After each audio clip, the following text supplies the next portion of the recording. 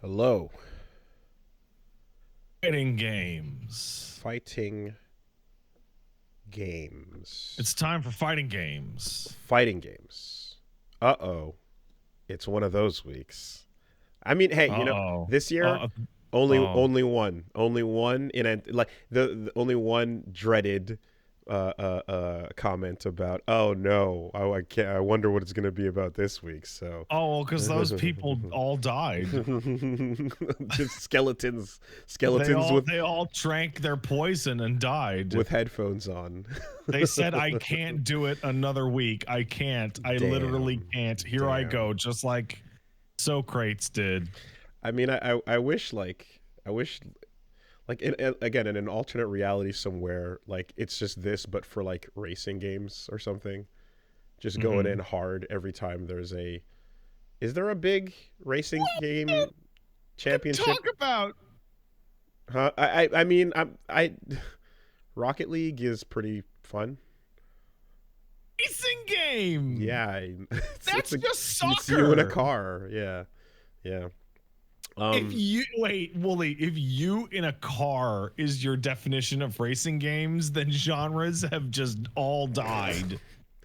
No, that is too broad. No, what I want to see, the numbers I need the metrics on people who are like, I don't know what they're talking about and stuff, but it's like that was that way like 5 years ago, but now it's like, oh, I've played a little bit, and then a little further is like, oh, actually I'm messing with buttons and I'm playing in modern. We're like, I need to know how many people went from I don't want to hear this shit to converts. I need data so that I can know that the shit I'm doing is working. Or is it just for every one we get, there's one that walks away, and so it just stays in perpetual flux? I would say that in our audience that we are personally reaching via our streams and the podcast, it would be unlikely if they had somehow reached this point without going, maybe I should try fighting games. Let's see what they're on about. I feel like it would be ridiculous that they got all the way here and then went, you know what? Yeah, America won this time? Yeah, all right. USA. Then there is of course, yeah, there certainly are those who are just like, actually I like them less now. I hear about it too much, which God bless. But there's definitely one thing's for sure is every year at Evo, more and more people are like, yo, what's up? Here because of gotten into fisticuffs and then watch the streams, messed around, pressed buttons, and I'm here to spectate or I'm here to play, and that's fun to always see that number go up and more each time. But like the new thing as well. So last couple of years, it's been an increasing amount of people that are just like, yeah, I'm here to spectate. I just want to watch, and I love this shit, and it's at the highest it's ever been now. But with that, some of the folks that were those people a couple years ago are now getting higher and higher in the brackets, and like matches on stream and getting further along and stuff. So it's like, oh shit, like folks that were like someone rocking a Get Into Fighting's game shirt popping up on stream is becoming less and less of a rare occurrence, and that's super cool. It's fun to see that, like, folks that are able to like get out of pools and fucking go the distance. I feel like I saw coming from that history. A Reddit post just yesterday that was like, hey, Wooly, thanks a lot. I started at Iron and now I'm in Master. And it's Luke, his screenshot with awesome. Luke getting into Master rank. And I'm like, bro, I'm not even in fucking Master rank. That's awesome. Holy shit. Yeah. And again, like, there was like quite a few people I spoke to that were like, yeah, man, like been watching and getting in, made it to round 2, made it past that point, and like different games as well, getting different placements. Hell, like Combo Breaker, I think I was talking about literally DNF, the guy who won, and like a bunch of people in all these other brackets were just like going all the way from watching this dumb shit and getting into it, so it's working. That's good. That's exciting. It's fun. I love it. Evo. My voice is back, thankfully. I know it sounded like death not too long ago, and people were very concerned when I jumped on Max's stream for 2 seconds, but that was a temporary state due to the events of the night before. Was that floor yelling? That was floor yelling. That from hooting and hollering? That was from, if you can probably go and hear the exact moments that my voice got destroyed if you go back to the Third Strike finals. Because yeah, like there's literally, I mean, I wish there was like, I wish we got it on camera, but it's literally me and Reggie backs to the stage yelling at the crowd, fighting against the entire arena. It was so sick. But I suppose we can start at the beginning. So I suppose the beginning is the question I ask every year, which is, what freak beast did they set you up in pools to die on this year? Oh, well, nothing of note. Nothing Really? of note. Just my own unpracticing ineptitude, followed by back-to-back JPs.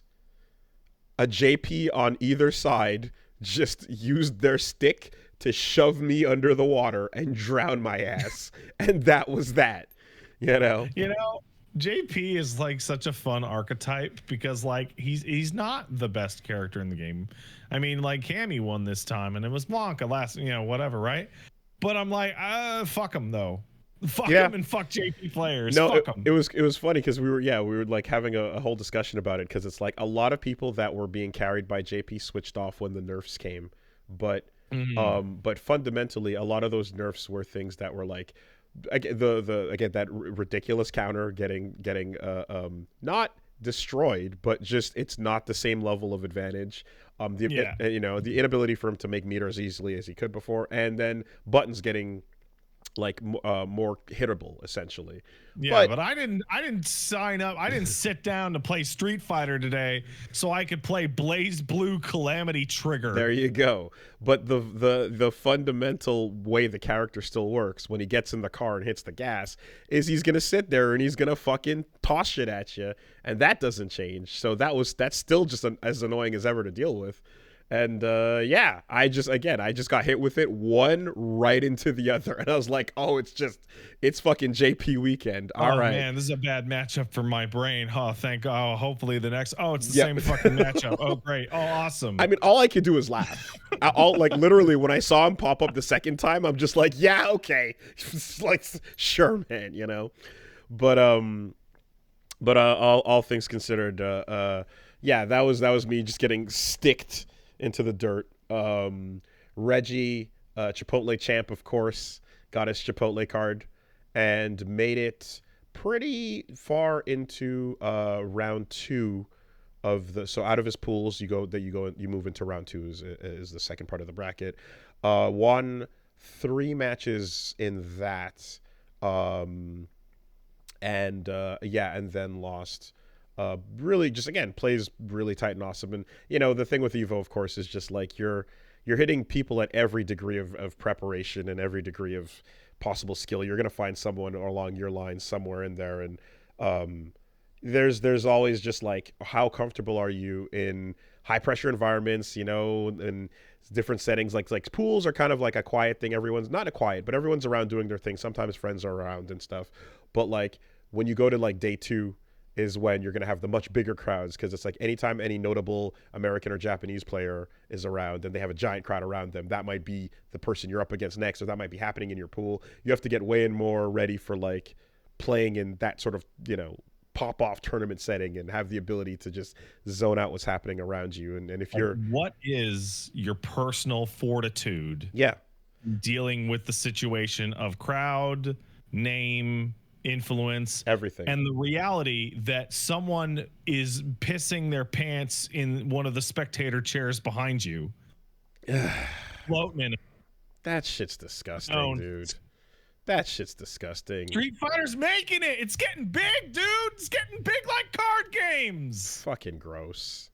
I hate that turned out to actually be a thing. Because the first like thing was like, oh, look at these shit stains on the chairs. Like that wasn't. It's like, actually, that's from a Magic tournament. And then it's like, no, but then here's this picture of piss on the chair, and it's like, yeah, that happened, and it's like, anyway. Just washing in it. I mean, I don't know if I'm pretty sure I have the how we got here type of thing of that, but I mean, we can get into that. This is Street Fighter 4's fault somehow. I think the like the side bit with that is like the Sunday venue packed situation was it was rough, and I think like a lot of what was set up was like pretty much perfect, but like they had a capacity problem there. And yeah, I heard that some people were stuck outside for some nonsense. Okay, so like the way this works, because Rick's been doing a fucking unbelievable job on everything, and I think this is probably like the biggest stumbling block that he's hit with the stuff he's been running so far. CB's been fucking immaculate, and Evo's been great. The thing with last year was the last couple of years. Evo moved over to Mandalay Bay, right? It was always at different casinos and like ballrooms inside of resorts and stuff at Vegas.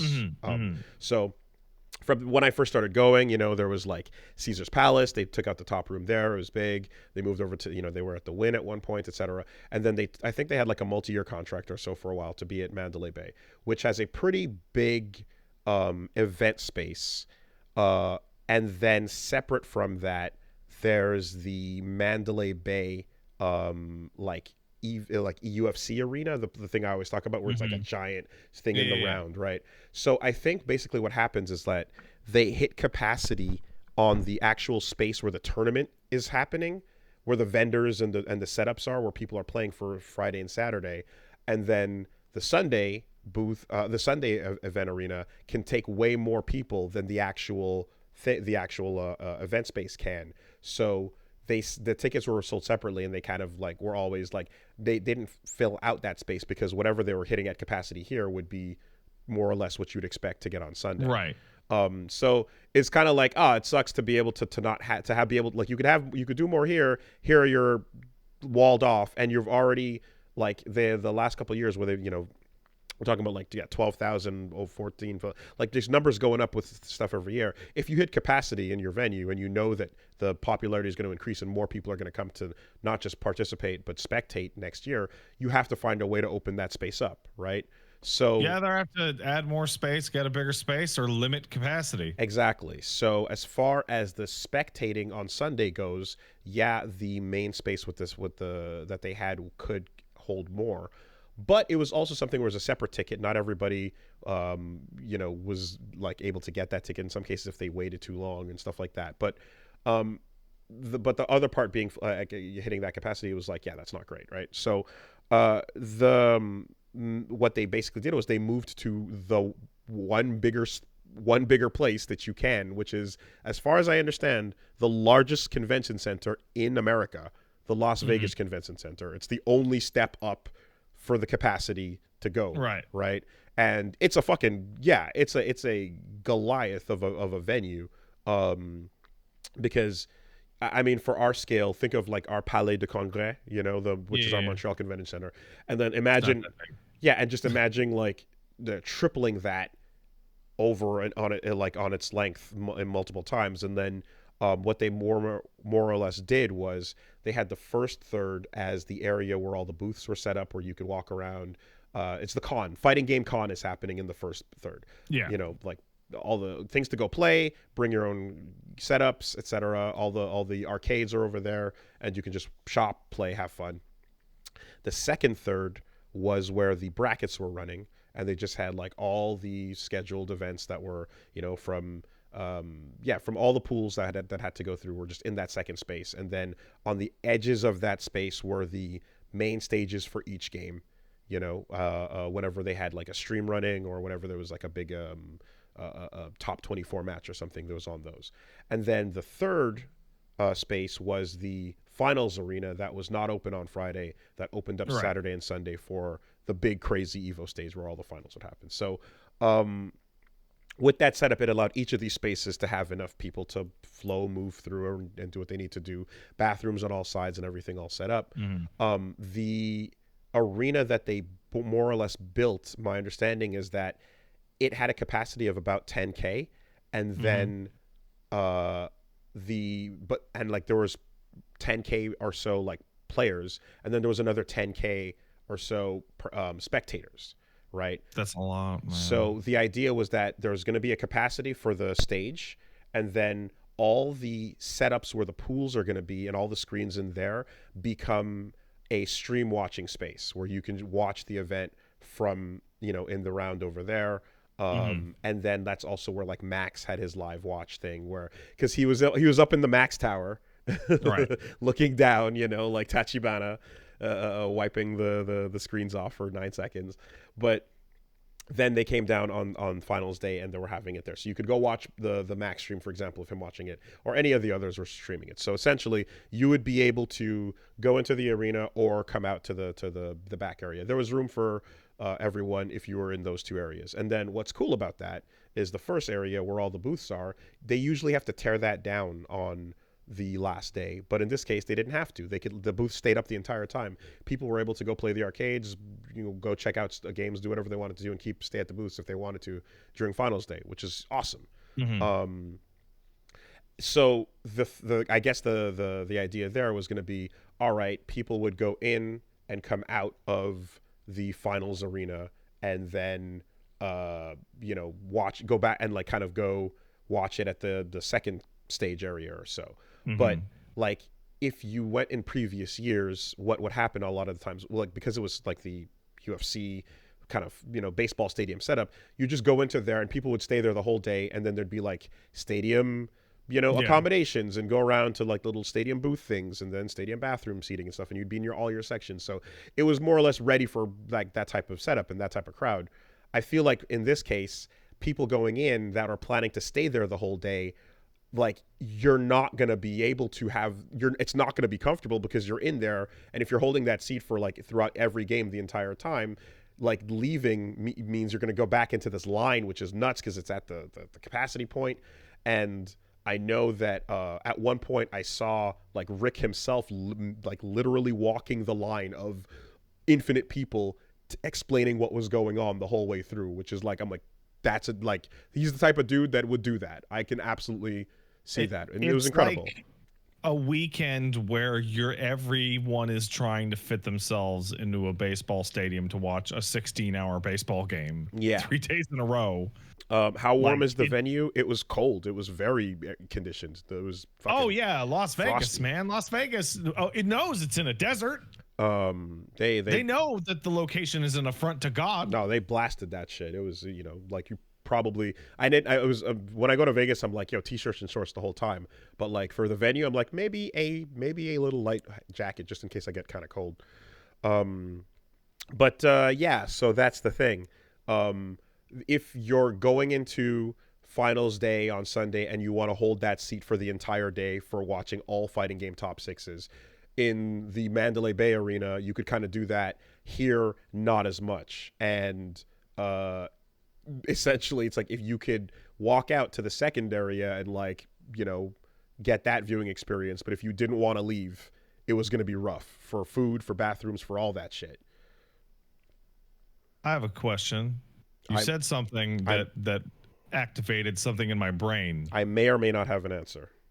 Why did you just say top 6? Because top 6 is what goes up on the main stage now at EVO. It became that about 2 years ago or so, or was it last year the first time? I forget. It's no longer the top 8, and I think it was in the interest Who gets cut?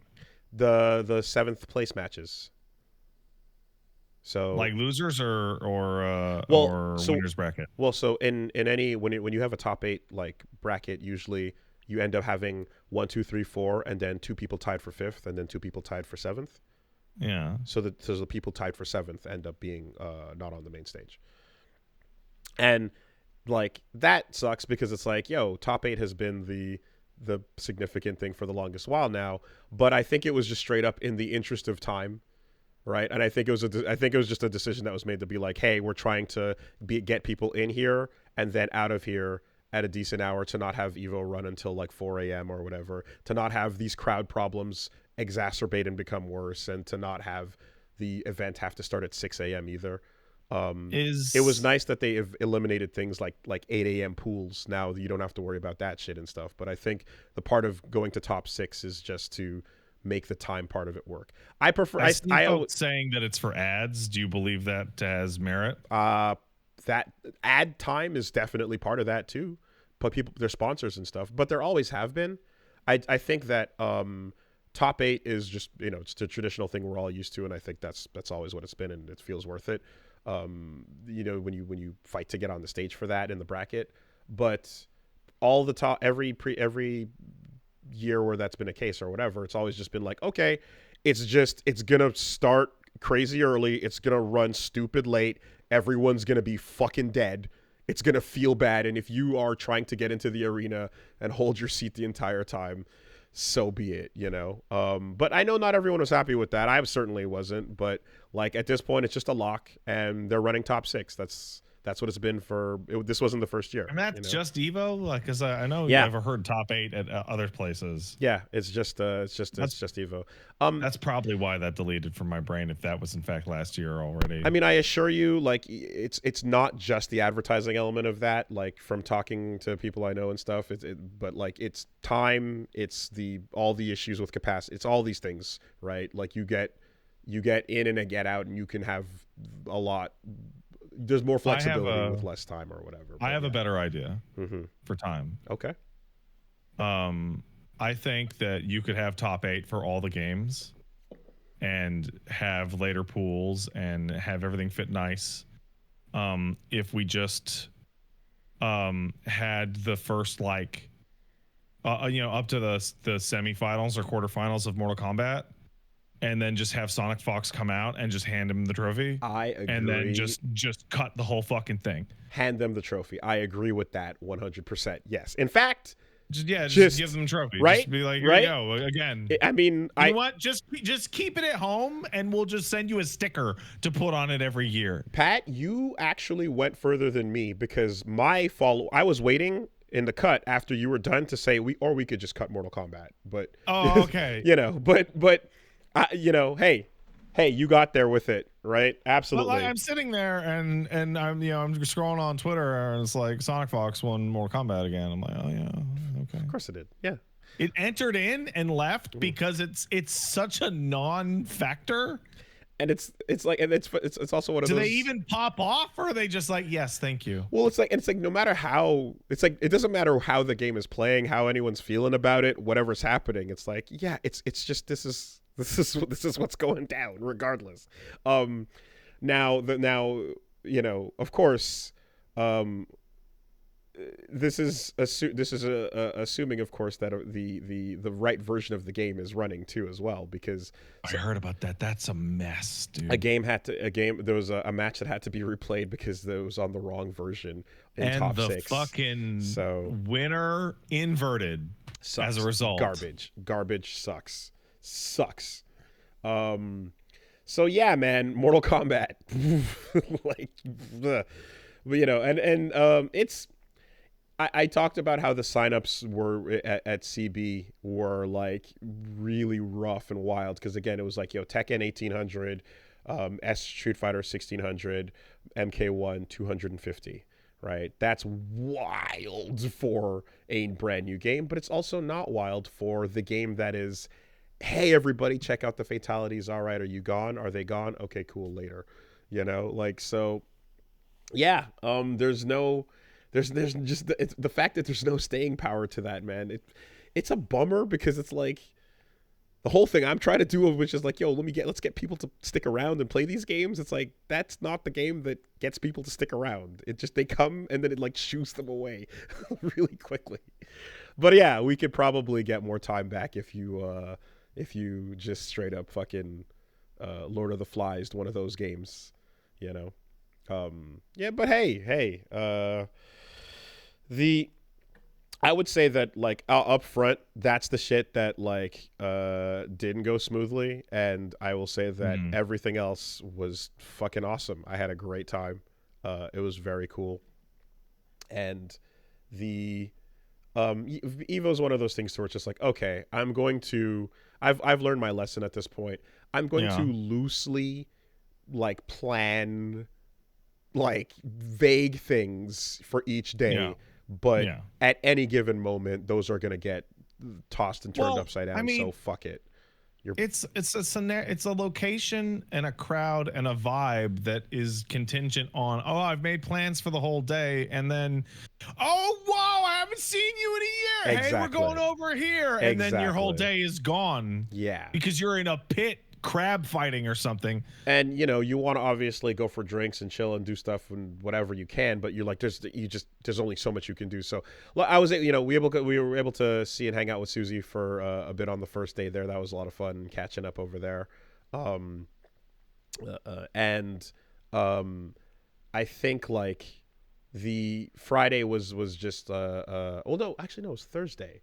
Yeah, because we landed on Thursday because like even getting there and getting back is getting more and more tricky because like this year was extra special. Well, so we landed before the fucking insane Microsoft bullshit happened. So thankfully that wasn't that didn't affect the flight because I had to get it super early. But more and more people, those flights used to be like, oh yeah, flight to Vegas, there's a couple a day, straight, direct, it's not that bad. And it's gotten more and more like difficult to get a decent time and difficult to get decent seats as well. And it's like because more and more people are going to Evo. And in line, I saw people that I haven't seen since fucking college, like that are just like, oh yeah, we're just going to check it out. And I was like, whoa, holy shit! Like, yeah, okay, no, this is people are traveling for just the spectacle of checking it out now. And as a result, yeah, there's like less options on how to get there over the years. I think the most tragic one that I saw was Harada himself with his shit all fucked up going, I'm taking an Uber from Vegas to Los Angeles. Yeah. I assume that was he had a connecting flight that was just not going to happen. Man, it was nuts. And like people we knew were like in the air while the shutdown happened. And like had to fly in circles and then get rerouted to land. Like it's like R2, man. God damn it. You know why that happened, right? Because Microsoft CrowdStrike shit. Because Microsoft fucking bullshit. So I want to blame it on Edge. I want to blame it on Edge somehow. You can't, unfortunately. So CrowdStrike is a company that does like software, whatever that lots of companies like to use. And they pushed out a bad update that blue screens your shit. But what was more interesting than that is that people did some digging, and 1 year ago, they're like, CrowdStrike's having a lot of trouble filling cybersecurity positions. So we're going to turn to generative AI to help shore up some of the workload. Come on. It can't be that predictable. It is literally that someone fucking slotted in some goddamn AI code and didn't check it. Okay. Because it went out without test. And it crippled the whole world's infrastructure. Well, Microsoft, I apologize. It appears it is not you at fault then. Oh, don't worry. We'll have plenty of that. In fact... No. It is not Microsoft. It is not their fault. In fact... I have a new thing. You're holding an object. I can smack X-Bob with this pipe. Oh, I see. Okay. When it needs to know its place. Gotcha. Okay. Anyway, yeah. So the fortunately that was avoided, but getting in on the Thursday. Yeah. So the whole thing was like, okay, let me see if I can squeeze in there. I ran into Kenny and Steve and JJ and stuff. They're all around, and everything was like, okay, I got to go up and see the suite. So I was gonna make plans to do that, and then fucking Henry, aka Chirithi, Chirithi, the Montreal Chun-Li player. You've been hearing me say that name for years on the podcast probably and stuff. Mm-hmm. Just has been playing out of his mind for the last 2 years. He's been touring around, playing a lot of Third Strike everywhere, and going to France, going to Evo Japan, etc. And just went on a fucking tear, and just took on everybody in the. This is the year that they had the Legacy Third Strike tournament as well, which was like awesome because it's the biggest Third Strike tournament that's ever happened. With over 1,000 participants. It's literally like this is history for this game. Children love Third Strike, and and like it is one of the games too that is just I mean, we've talked about it forever, but it's the most respected. You know what I mean? It's like it has like it asks a lot of you. And while being the most respected, it also features copious amounts of bullshit. And it kind of just goes to show you, it's like there was never a mythical time where everything was balanced and great and fair. Oh my God. Third Strike's so busted, dude. This never existed, but like there was that point in time where it was like discovered, like, well, not discovered, but it was codified. Like, yeah, no, Q is like goddamn awful. Awful. Except for that guy over there who does nothing but play Q every single day of his fucking life. Right. No, he's good. He's making me rethink the tier list. And so, like we ran over to see, it's like, oh shit, Henry made it all the way out of, the initial pools, made it beyond round 2. And, he's playing for top 24, so it's like, oh, we ran over to watch the match, and like he fucking does it, and we pop off and it's hype, and then it's like, okay, now we have to go back over to the booths because we weren't finished checking out stuff. It's like, wait, hold on, watch this match. And it's like, what's going on over here? And it's like, yo, this Hugo player is fucking nasty. Right? Like, oh my God. And then Henry, and then Eunice, again, the other Montreal folk that we travel with, are just like, oh yeah, no, you need to know this dude, Hayao. You need to watch this shit. He's a beast, and he is hilarious, and he poses, and he has so much fun with it, and like just makes it a spectacle every time he's on stage. And he's always been this way, cosplaying in previous events as well. And in particular, it's not just the wild show that he puts on, but like Henry was telling us, he's like, this Hugo player has the most disgusting footsies of anyone I've ever played. I've seen little bits and pieces of clips, and it's pretty out there. And you're like, wait, what? Hugo? And he's like, yeah, terrifying, So it's like, okay, let's watch. And sure enough, this is on Saturday. Like, no, this is prior to this is on Friday rather. He fucking just does sick shit and gets up and does the double arm pose and is going nuts, and everyone's like, it's like, okay, yeah, no, this is a hero in the making. So, all the way through fucking top 24, which we were at the time busy because we had a meeting, and then came back to get the heads up that like, Chirithi made it top 6. Let's go, and that was like, all right, fuck the plans, fuck everything we were doing, we're heading straight over, and it was on Saturday, so we got into the front, went to the front of the stage, and there was Esteban, the Besteban, who, I mean, that's Hold Back to Block, shout outs to them, that's his group. Just that dude's, he's mean. He's really nice with a camera and some editing software, and for the most part, like, it's one of those things where it's like, yeah, he's always done a great job, and he's over there with the Evo digital channel stuff and everything, and doing a great job. But like when you're seeing the production quality and like that with the full team and everything going and the way it's all just, it's like, okay, yeah, no, like the talent of the crew involved in making that whole thing run is it's exceptional. It's incredible. It's I mean, whatever it's the difference between running your stream setups on Wi-Fi at the back of the net cafe and like a television production for broadcast of a sporting event. It's night and day. It's incredible. So that was hype running up there, and then like, yeah, we got our seats within rush the stage distance, because we gotta rush the stage if shit pops off, and sure enough, like when he started doing it, It was awesome to just, I'm like, okay, we need to make sure the stream hears us scream the MTL chant. Anywhere, anytime you hear that shit, know that it's us, you know, and shouting them like, "Ah ouais, Henri!" You know, like just get the most French shit across the arena. And of course, people looking up and over are like, "Is that fucking Woolie?" You know? Why is Woolie up there? I'm like, "Ah ouais! Continue comme ça!" And what is he saying? I don't understand. You know. And then while that's happening, of course, yeah, you got to see, I'm sure, the highlights of Hayao just fucking. Oh, I've seen some bits. Just goofy walking out like, oh, where's the camera, right? Doing the Luke, what? Heh? Oh, there it is, right?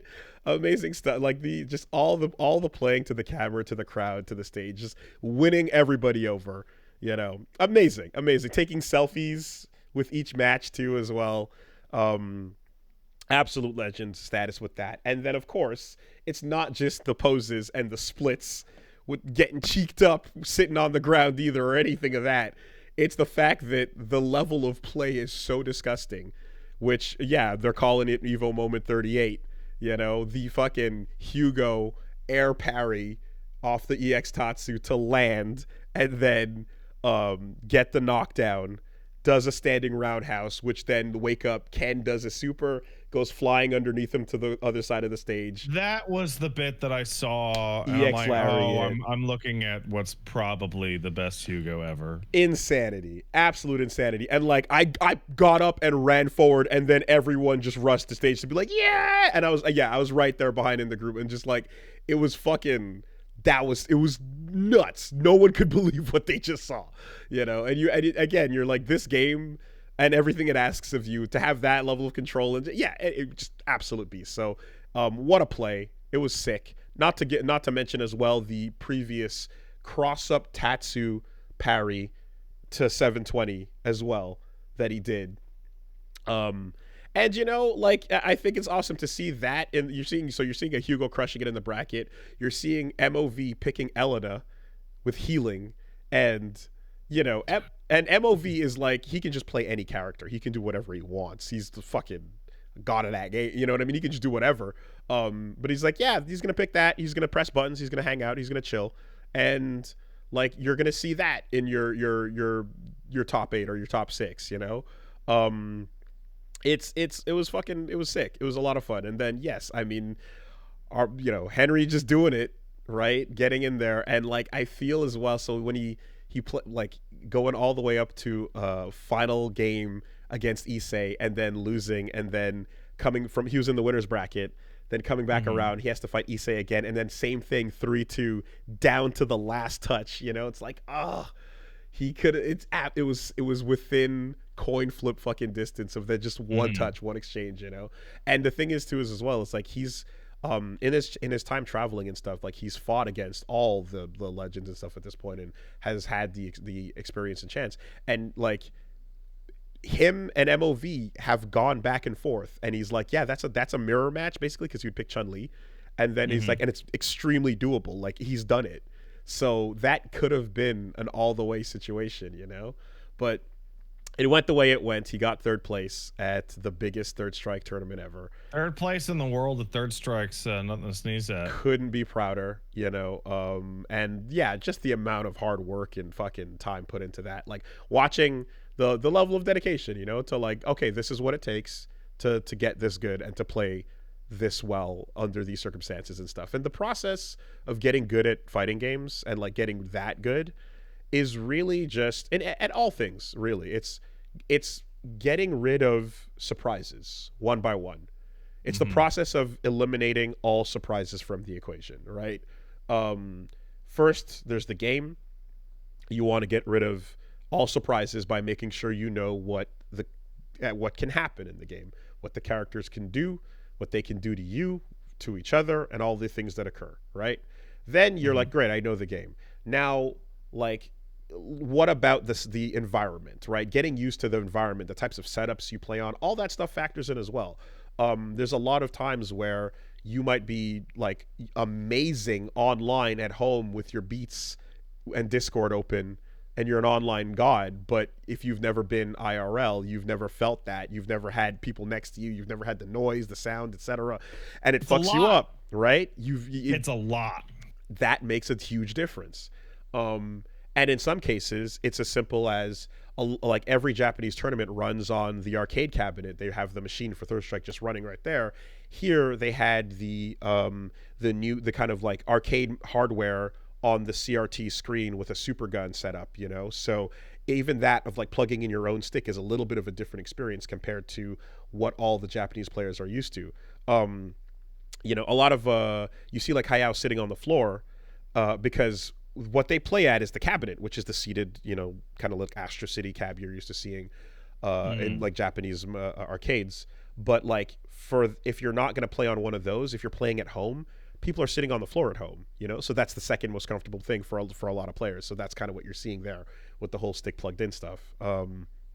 And even that, if you're only used to playing on one type of cabinet ever, then that type of situation might change. You know, I've seen Chirithi like compete in setups that were laggy, you know, in situations where the person setting it up didn't know what they were doing, when the stream was recording before the game to the TV feed was priority. So you have like things like that where it's like, oh, they didn't split it later, they split it before the game feed got to the monitor that they're playing on, and now there's this extra delay for no reason because they just, all kinds of dumb shit happens in these setup situations, you know. So by getting all of these never before experienced like moments out of the way, you just like, okay, we'll just learn to play our game through. Lag, of course, is bullshit. You shouldn't have to play in that situation. But regardless, I think the process of him experiencing every single possible way of playing this game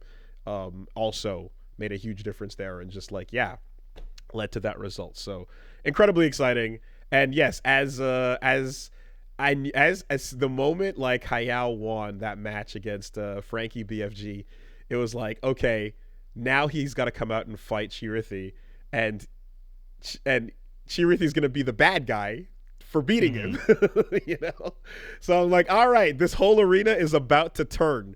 And, you know, me, Reggie, and like... Listen, they're all competing. It's different. Like me, like the few of us, there's like 4 of us or 5 of us from Montreal that are there. We've got to hold it down. We've got to scream and fight this entire arena. And we did. We definitely did. At some point it was like, let's go high out, Chirithi! Let's go high out. So that's where my voice went. I have to go back and listen to the actual stream to see if any of that comes through. But we did it. We screamed MTL and popped, and it was great. And yeah, it was a whole lot of fun seeing, you know, our boy walks out and he's got the fucking Hiro Yui pose, the Gundam wing, you know, because everyone's doing their cool poses and stuff. And so when you see him doing that versus Hayao, who's like JoJo posing as well, like against each other, you're like, what the fuck I'm like, it's fighting games is what that is. That thumbnail where like 2 characters are posing up with the versus in the middle, and it's like, you don't even see the characters. It's just the artwork of the actual players. That's awesome. So yeah, no, Third Strike, fucking great. Just that was a whole lot of fun there. And I mean, I guess beyond that, yeah, when it comes to Street Fighter 6, I feel so it's interesting because I'm like, I wanted bird supremacy. I wanted 2 years of each bird. You know, just like like on both sides. Just for the name? No, because I've talked to those guys. They're really chill. Like, and at this, like, you know, I like yes, the idea of the name of the bird like thing would have been cool, but no, because they're great folks, and like I have infinite respect for 2 dudes on like in their own scene, just grinding it out, becoming best in the fucking world, and then proving that elsewhere, right? So same thing for we talk about the Arslan Ash story kind of thing. It's like that kind of thing where you're just like, yo, it's Big Bird and Angry Bird fucking doing it, you know? And I mean, again, just like chatting with them a bit and stuff last year and this year, and hopping over to their stream as well. They have an awesome time, and they're really good guys. So I was definitely rooting for that, even though the Marissa switch happened, you know. And I get it. It's a rough time for Marissa Stonks right now. People are rightfully, they're just like, yeah, Bison's coming along, working less, doing more damage, or not more damage, but doing like equal amounts of insane damage, which makes her whole specialty not as you know, special anymore. I've been playing a lot of Bison, and I dabbled in Marissa, and he just seems to get more. Yep, I get it. I get more out of the same thing. I get it, you know. And it's easier. But I will say that, like, I certainly always have a feeling of like, well, you know, besides just like me liking the character and stuff like that, there's always a feeling I get when stuff is happening and I'm like, things that there's always a point where I'm like, how much will this affect me to the extent of my abilities? And it's like, I've looked at it and I'm like, yeah, I can certainly consider, I could consider switching. I do still enjoy and love the character, but I'm also like, it's not like I'm playing the character to the maximum of their abilities though, right? Like, I'm not doing everything I can do efficiently, perfectly as this character. So, you know, to be like, there's a lot of times where to be, you know, it's almost like someone who's like in a very early like rookie rank going like, oh, they nerfed crouching medium punch, man, fuck this, I'm not playing Luke anymore, you know, or like, you know what I mean? It's like, but you don't, that's not relevant to you and the way you're playing. You're fine, you know? Also, that's not love. Sure. Where's your love? I mean, not everybody has that, which, to be fair, like, love has nothing to do with picking a top tier and winning, you know? But yeah, no, that's always been the case. And you know, I mean, I guess I might as well repeat for posterity's sake on this one, but like, from back in the day, like in every fighting game, I always pick characters based on like the character I fucking like, I'm super into, and like I just love the aesthetic of and everything, and that I love, exactly, with the exception of Blanca, who was never that. Blanca was not Blanca in your heart. Blanca is not the character I picked because I was like, ooh, I want to pick that guy. Blanca was the character I picked when I was a child that I could beat my older brother and cousins with in Street Fighter 2. That's a form of love. And so that's... Destroy family is the purest love. Sure. But for anyone who's confused, when there was like, yo, Nikali is there, but now Blanca's out. You're going to switch from Nikali to Blanca, right? And I'm like, no, I'm going to keep playing Nikali. And it was like, oh, but why? And because you knew then that was the time that you were going to have to play Nikali. I mean, sure. but just to explain that, it's just like, Blanca is a character that I have like a fucking lifetime of history with, but it's not a pick out of like, oh, I love, it's always the best. It's out of like, if there's a character that I like more and enjoy more, I'm going to go to that character instead, you know? Blanca's history, but it's not my favorite character. Blanca's not my favorite Street Fighter character at all, you know? So that's why you don't always see me going back in that direction if I'm pulled in by something else, you know?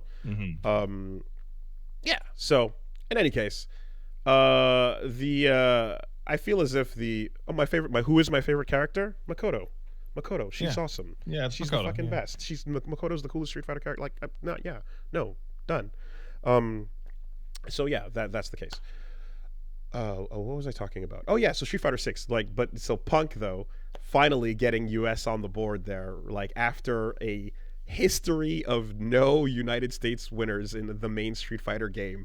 Close almost over the years, right? Yeah, but never, you know, what was it? Always a bridesmaid, never a bride, right? I saw the breakdown with Japan at 15 and Korea at 1, and then everybody else fighting for scraps.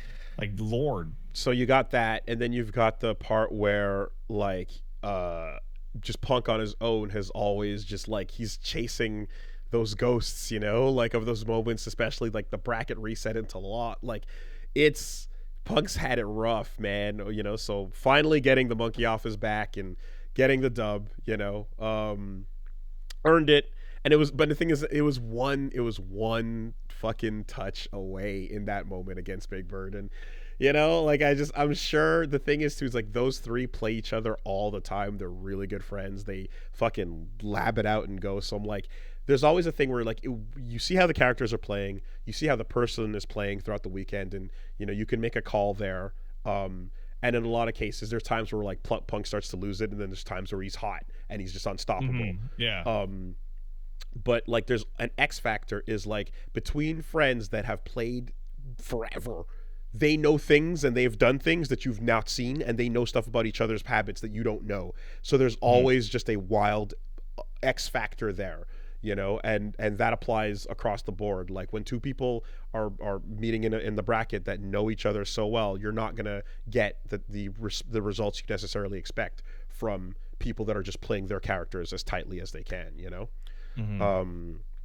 So yeah, like that was you know, pretty wild finals, an exciting moment. But I was like, I was bummed because like again, like, you know, you didn't get it, but either way, just incredible to see, you know. And I feel like as well, one thing that Angry Bird said in the past too on their streams was just like, yo, any bracket I get and that anytime I win an event, Big Bird easily could have won as well, and it can just go vice versa. It could go either way between us, you know. And like this is like, yeah, clearly that's the, you know, between the Big Bird, the Red Bull event before and this, it's like, yeah, they definitely could. But the three of them are just like absolute beasts, so congrats there.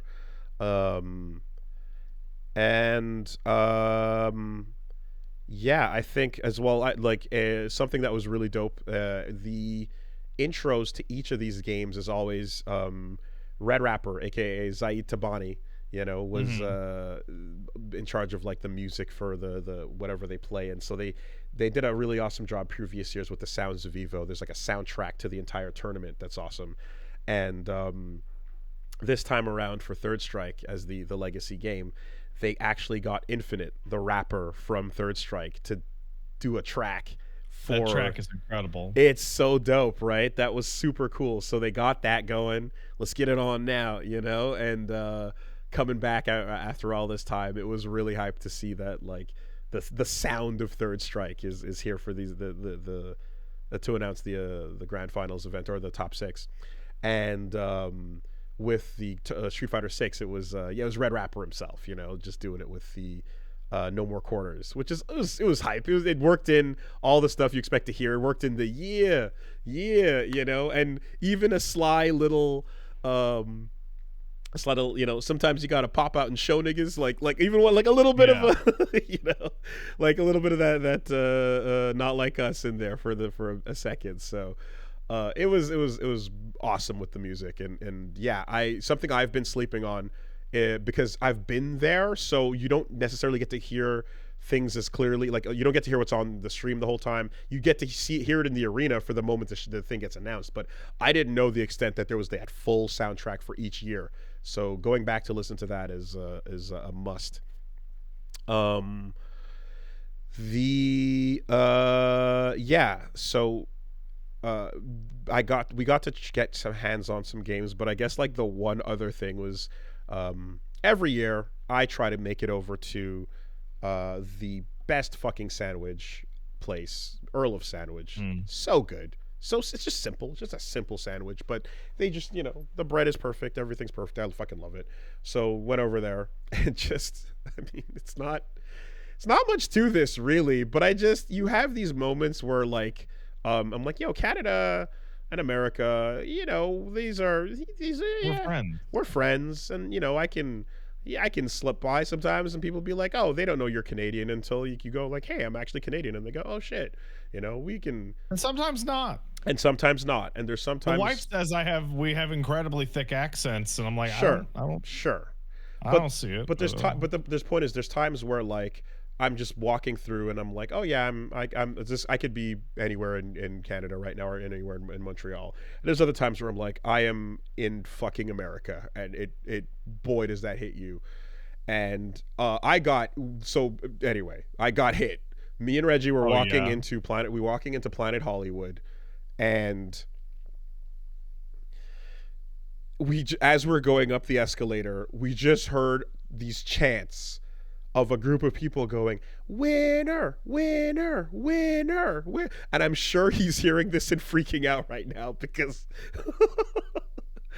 and we're like, what the fuck is that, right? And we look over and like a crowd of child pageant little girls in like stage bikinis is the best I can describe it, are all just chanting and going, yeah, like a child pageant just ended, and they're all walking out, and this is like late on Friday night at the fucking casino, and it was just, what the fuck is happening? What is this? Oh my god.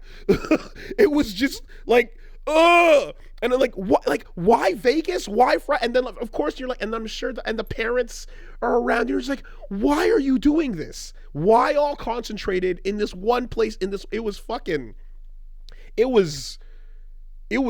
rough, man. And like we're just like, what the fuck is happening right now? And I've never, in all the Vegas trips I've taken, nothing like that has ever occurred. It was fucking nuts, dude. And it was just like, again, like everything about all of that has always been extremely fucking weird and just gross. And it's like, yeah, it's just happening, you know? So, yeah. Vegas. That's fucking that's weird. Yo, Vegas, you better not to go to cell block 1. Yeah, a little bit. I mean, it's and then, and you know, and aside from like just the initial fucking is like, yeah, aside from that, literally, yes, I know, right? It's a big one, but a big aside is like, you can see the parents who are like doing the dream fulfillment thing because they think this is the like, they're down with doing this because it's like whatever life they lived that was unfulfilled, they're like gonna live it vicariously through their child. So let's gussy up our kid and fucking make up them and put them on stage and do the whole bit, you know? And like, you're like that as well in the orbit, and it's all bad. It's just all bad. It's bad from the top. It's bad in the middle. It's bad at it's just fucking, you know, yeah. So try to fucking just like drink that away, you know. Just drink it away. Yeah, that was I don't know how. Anyway, whatever. I don't know how that's not illegal. Like, I don't get how that is not a thing that literally the police can't just like, whoop, whoop, hey, right. What, you gonna legislate freedom? Yeah. In Vegas? We gotta go after the cabals, but we cannot go after the child bride laws for ancient, old, traditional Christian values. Let's not stop that. No. Anyways, whatever. It's fucked. So that happened. And then we went and had sandwiches. And they were were your sandwiches good? And they were very good sandwiches. Anyway, that was dope. Obviously just you know, nice to run into folks the entire time. Matsumoto, one of the two new producers, walking by, just be like, yo, you're the man, you're great, you're cool, you're the best, I love you, keep it up, good work. And that's a very different response from when other Street Fighter producers would walk by, you know? Oh, yeah? Yeah. You know, sometimes it'd be like, does anybody have a brick? Sometimes you're like, oh, look, there it goes, you know, there it goes. Yeah, how about that? Well, look, he's over there. Yeah. Hey, there he is. What's up?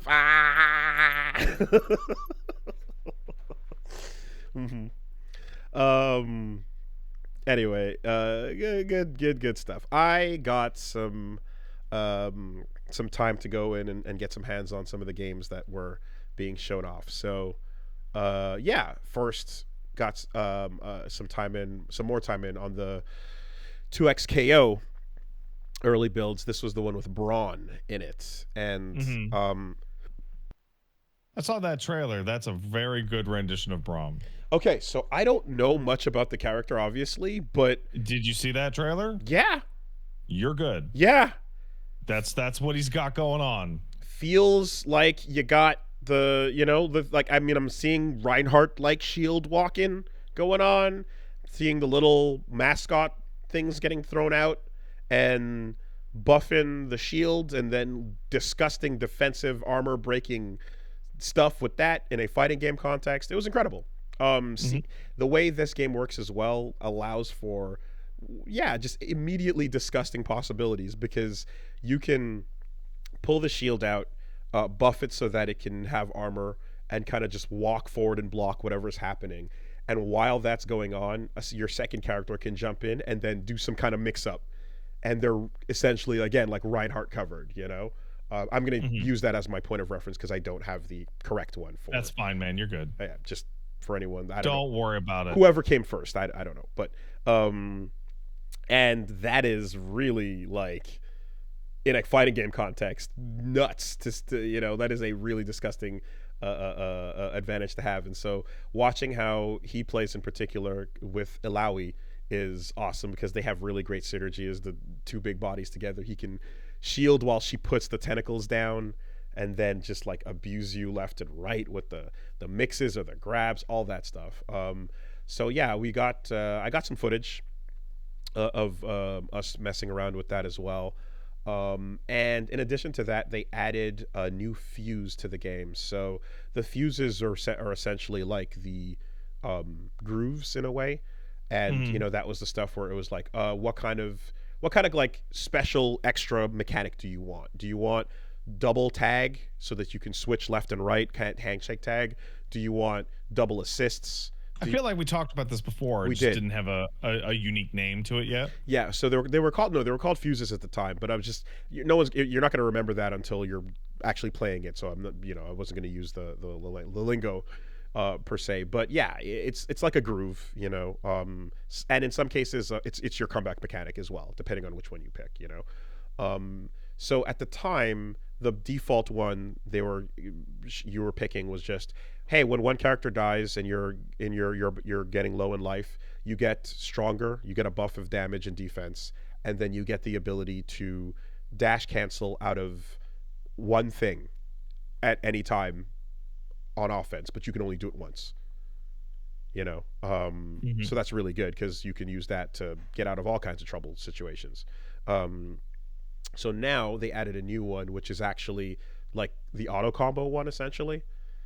And so it's interesting because it's like so we have been wondering and having and theorizing about, like, here's a game that has a whole lot of insane execution and depth and all that, but it's got the easy execution of one button for a special, right? So there's no longer any like input restriction on people's ability to do stuff.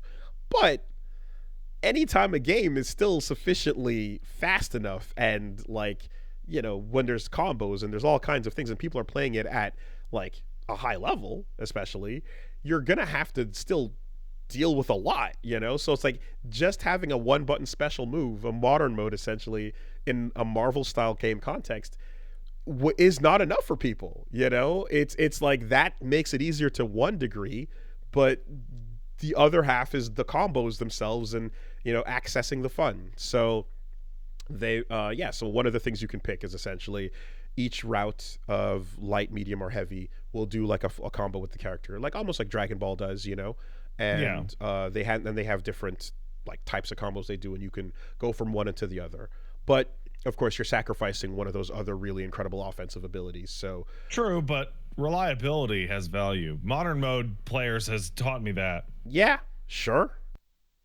The thing is, of course, is I don't see it, and I kind of asked, I was like, is there any like version of this where this would be valuable at high level compared to any of the other things you can get? And they're like, probably not. I mean, you never know how things are going to shape up, but probably not, because not having double tag, double assist, double super, or free focus attack dash cancel, you know,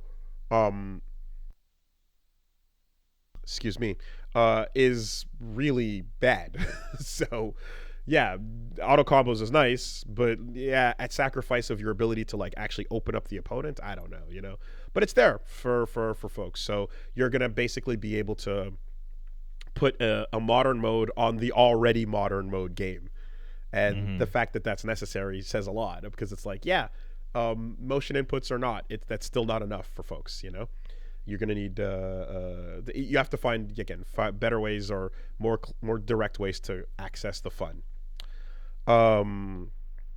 So yeah, it was sick running sets with that, and I'm very looking forward to, like I said, the 2 chairs on one side of the stream, 1 chair on the other, as people can play asymmetrical sets with each other, and they're actually like balanced against each other. Like I want to see, and I was talking to, I had lunch with some of the guys, and I was talking to some of the people working on it about this, but like, I want to see teams with headsets on each other communicating, or like the mics in the next to the 2 players on each side, so you can kind of hear what they're saying to each other if they're communicating at all, because fighting games have never had that or needed that, you know. This is brand new stuff. And other games, you know, obviously, like, you know, shooters, team-based, or anything, you get to hear the communication between the team, and I think it would be really hyped to have that for a fighting game. You get to hear their comms.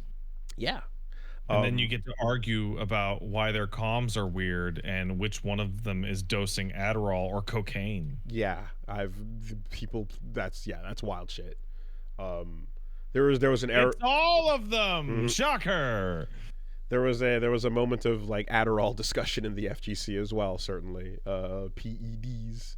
And I don't know what the solution to that is, because if you got the ADHD, Adderall brings you up to normal, but if you don't have the ADHD, Adderall brings you significantly past normal.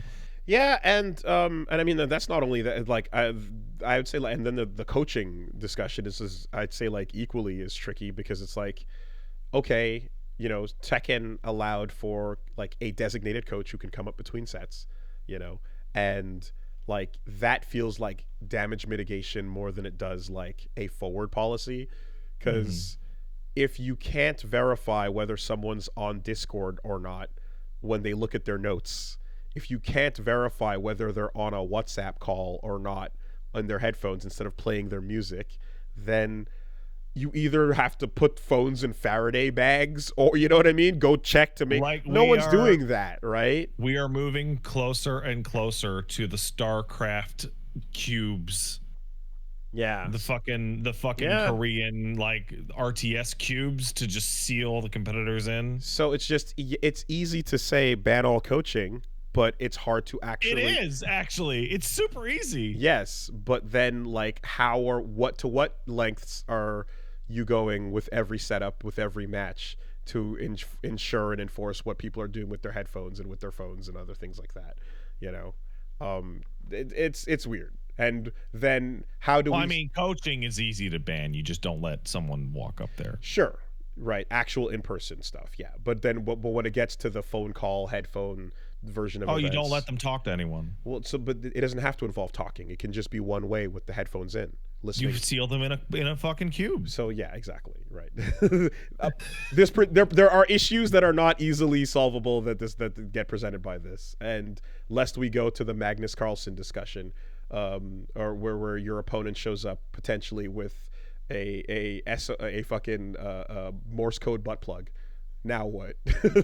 Well, I mean, 3 buzzes means you're not doing enough. You're not doing enough drive rushes. You can't do that. You can't punish that. Hey, listen. We're gonna hit a point at some point where someone's gonna be up there. It's like, listen, I think he's got something in his ass. You can check my ass. Check mine first. I'm willing. What? He won't do it? Disqualify him. And then you pull it out, and it turns out the butt plug was a Razer butt plug. God damn it!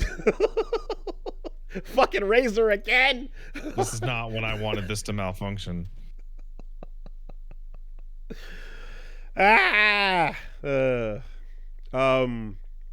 We don't know where this is going, but I can see that the TEKKEN version of it was like, okay, not during or in between, just let's control the chaos, so to speak, you know. And I mean, and like, yeah, people can certainly, when they're off stage, go and take their calls, check, do whatever they got to do, check the notes, talk to whoever they got to do. So before your sets, that's expected. And to which, like, yeah, Adele on stage, pulled out the phone and was just like, did a quick check in, like, yo, what am I not seeing? What's going on? And Yeah. it makes a difference there. So, I'm of the opinion genuinely that a massive open tournaments like EVO, the rules should probably be more relaxed than more strict, because it's just going to be impossible to actually run it. But an invitational, seal those bitches in a cube. I mean, like, the way things go though is, well, there's two things. One, watching every pool match in that way to see who's doing, like, to see that type of shit is, an issue. Hey man, I need to take a quick break. I'll be right back. All right, BRB.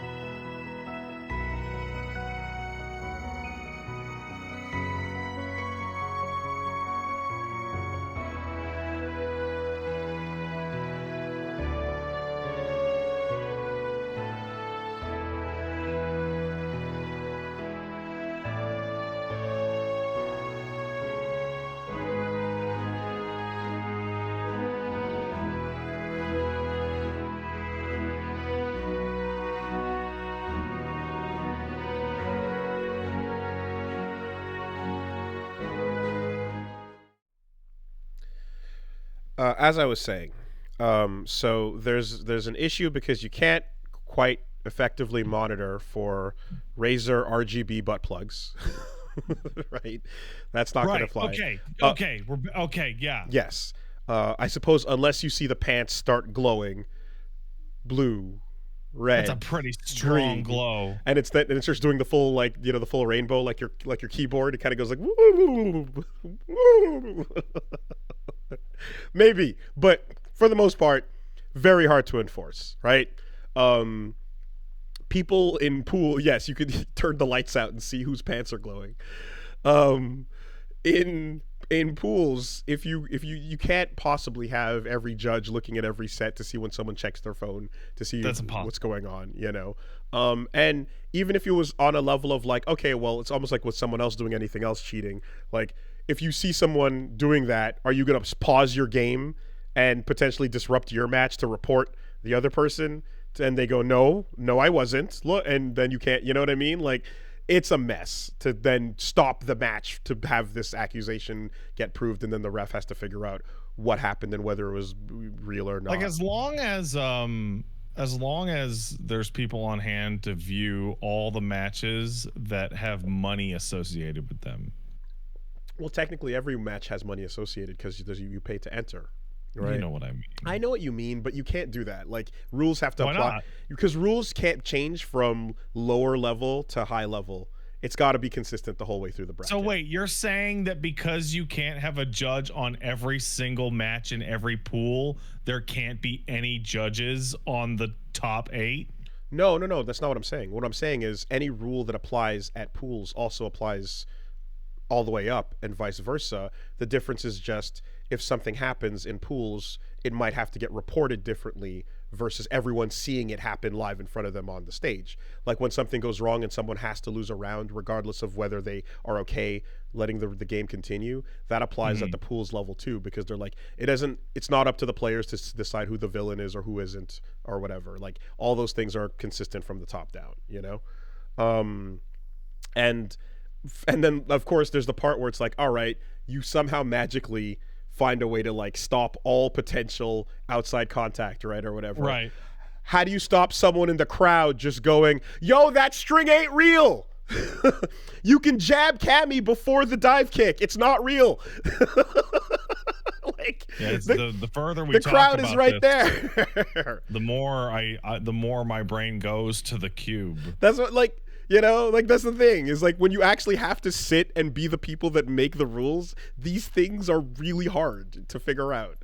And there's not only do crowd pop-offs are those a thing. I've been at events where the in-house mic with the commentary will say, like, oh yeah, he doesn't know, but that's actually like +2 or whatever, and then it's like, well, now they do. You know, like you have the crowd and you have the commentary and you have, like, there's a lot to consider there for what the coaching thing involves, and it's a giant monster of a problem. So I get why TEKKEN was like, okay, we'll allow it in a controlled way, because there's so many other uncontrolled ways that it's going to go down, you know? Anyways, 2X KO, fucking just... Are there any more details on, like, release for that? Because it's so weird how long it's been. The only so the only thing is that there's the playable demo, the playable alpha that people are going to be able to, like, actually jump on and get hands on by signing up with the account, you know.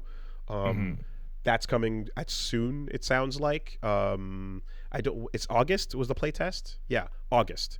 So I'm hoping that's going to be a build with, like, everyone that's been announced so far. But yeah, that'll be, you know, again, next month or so. Fucking just it's so fluid and, like, nice to watch. It's very, I mean, we talked about all the visual elements and the how strong everything is when you see, like, highlighted characters and the snappiness of it. But doing that again and stuff was a whole lot of fun. And the asymmetrical aspect, and we had a like shout outs to the team too as well, because it's nice to have like getting hands on it, and then there's a little booth, a little booklet at the booth you can quickly kind of flip through to get the information you need to just press buttons. But then they had people around that, and like good players that were just like, oh yeah, let me show you some stuff. That one of the developers came out as well and was like kind of showing us the ropes and what was dirty about that. So when everyone gets hands on in August, I think like this is going to be a playing is believing type situation where you can feel how like. Well, you don't have to, because it'll be free. Right, you don't have to believe. Yeah, you just it's there. Yeah, but even games being free doesn't mean everyone's gonna bother. Like it's still sure, but like they have to be sold on the download. But it is the inertia on that is gonna be as low as it's ever been. The bar's never been lower. Literally, just click the button. Yeah, of course. So, it's nice that it feels like it's worth paying for, and it's going to be free is a pretty like, okay, that's a good, that feels like it's gonna do really well. Hey, do you remember that gotcha conversation we had last week in which you had the idea of like to get the thing that I wanted, it would cost X amount of dollars or so? Yeah. This game is gonna skip huge portions of that process by just saying, hey, do you want this good skin? It's $400. Just skip. Just skip right to the end. Just get right to the end of the discussion. Yeah. No math required. This is for you, Prince. Yeah. Okay. Sure. Fuck. The next thing I did was Fatal Fury, City of the Wolves, Wharves even.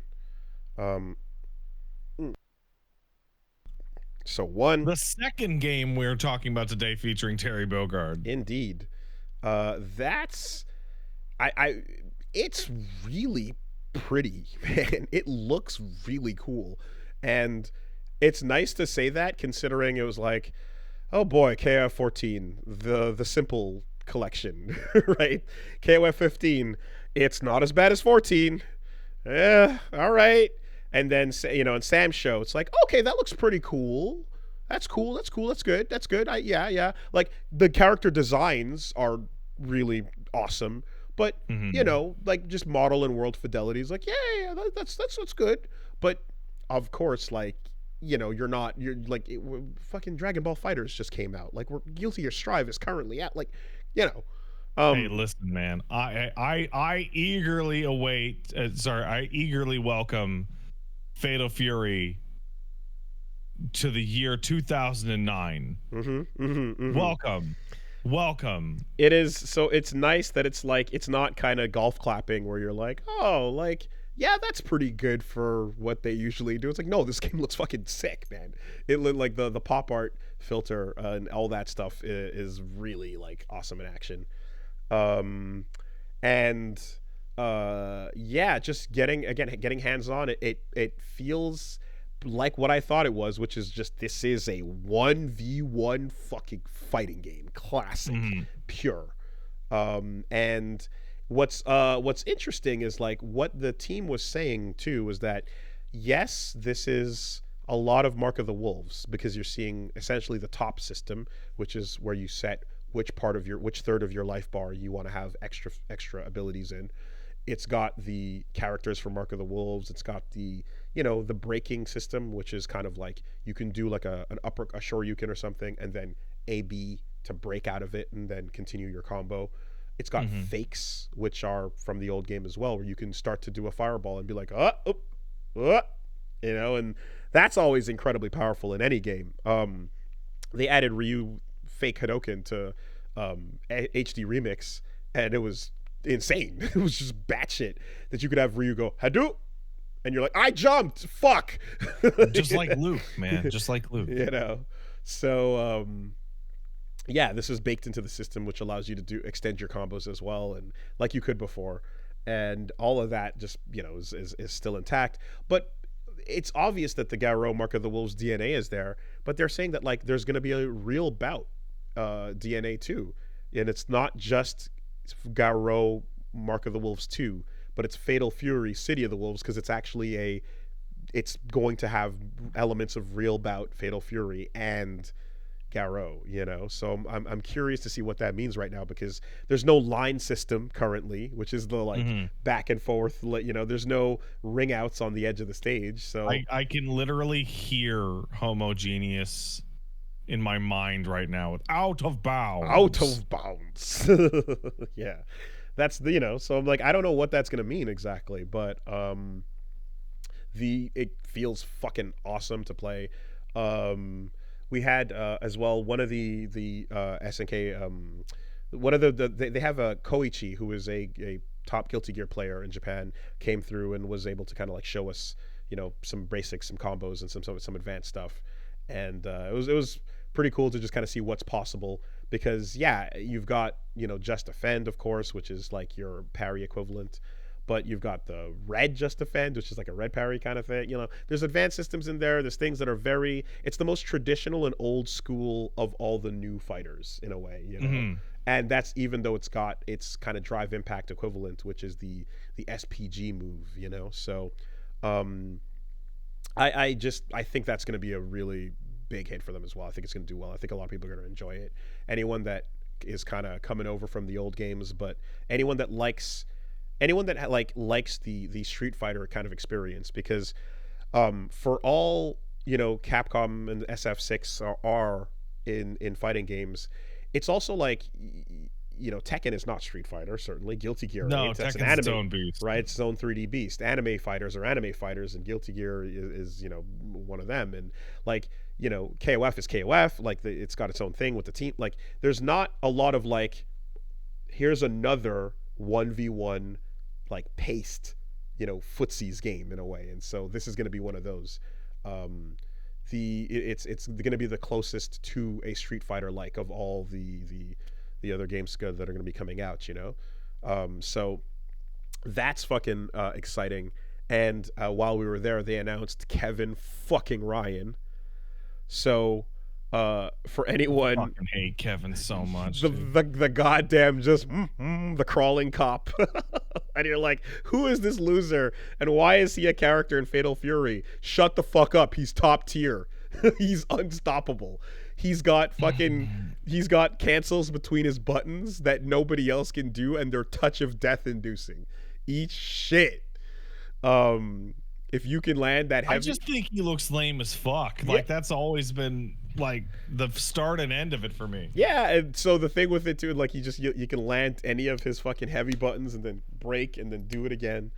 The thumbnail is really weird render of him, because it looks like his hair's off and stuff, but when you go look at his actual like artwork with him and Marky the kid, like he looks totally fine. Like it's the official artwork of him from the side looks looks great. So it's just that weird one shot they chose for the frame on the thumbnail. But he's in there, and anyone who's like a Garou player that like played this game and like competed and or like got really into it is like, this character probably is just it needs to be there in the same way Magneto, Sentinel, and Storm need to be in Marvel. What you just said is completely insane. That's my opinion. How so? People like Magneto and Storm and Sentinel. Yes. Okay. Once again, besides just the aesthetic of the weird cop dude that shows up here, which we've always been like, who the fuck is this loser? From the outside lore, not really playing the game, to that degree level. People who fucking play Mark of the Wolves know that Kevin is the best. He's top tier. He's God. He has. Yeah, no, Kevin's kit is the best, not Kevin. Kevin is ripe for functional replacement. I mean, yes, but at a point, where does the distinguishing factor step in? Like, I don't. Whether or not I think they're cool or not. I think the players I think the Kevin people that fucking run that character are just as invested as the MSS people that like care about them. Well, I'm telling you the way it is, bro. The way that it is. Okay, well, fine. I want to live in the world in which it is how I want it to be. That's fine. You're allowed to do that. You're allowed to not care about the way it is. But You know, when you talk about games where there's a god of that game that becomes like fucking, you know, synonymous with it, like, yeah, they expect to see this fucker show up because, god damn it, that's what that is. That's what the game has been. That's what it's competitively been, you know. So yeah, but I've always been like, it was. Do you? I don't know if you're like, we had the rudest awakening discovering what the actual capability of what we thought this loser character was, because we're like, oh yeah, that made me like love Garo less. we're like, oh, is he like, he's like the Dan of the game or whatever, look at this loser. And it's like, yeah, you can say whatever you want about the character design, this is what he is, you know, and where he lives. So it was crazy. But anyway, that's why he's showing up, you know. Yeah, getting hands-on as well with Vox Reaper, the new Grant. He's really fucking good. Like, it's interesting because he absolutely is like Grant, but like in a lot of ways he's faster at some stuff, and like seems like he's very well suited for this new system, because the way you do combos in it is like you have this rev gauge, which is like your accelerometer, and you can do like a basically EX moves into EX moves until it fills up, and then you burn out. And getting a character to do like a launch of any kind or things like that allow you to get your combo started in many cases involves spending a little bit and then doing an AB break on it, or somewhere in your combo you do a launcher into that. But he can get it without spending, you know, by just doing like one of his big the Grant back wave attack, you know. So real, I'm sold on the Grant disciple kind of design as well. Preacha, the kickboxer disciple of Joe Higashi, she's cool. I saw a lot of the design, again, elements carried forward from the old sprites we saw in the leaked Garo 2 disc. But they had the whole stage presentation where Hell Pockets was up there with the designers and stuff, and they're going through some of the old designs for Preacha and the process of how they got there. And fuck me, did some of the ones they didn't go with look incredible, because they're like SNK character designs, but just not, you know, not the one we saw. And one of them was just straight up Vanessa with long red hair. Yeah, it's a curse to see, like, hey, these are the ones we threw away, and like, because they always show like 5 to 10 of them, it's nearly inevitable that you're gonna see one that you're like, oh no, I think. Fuck. Like, they showed off a bunch of Bison designs and a bunch of them were trash, but like 2 of them were really good, and I wish we had got those instead. I think the crowd reacted to seeing the Vanessa one, and like, it's wild because they're like, boy, they didn't even try. Like, it's just Vanessa with long hair, but fuck me, they should have went with it.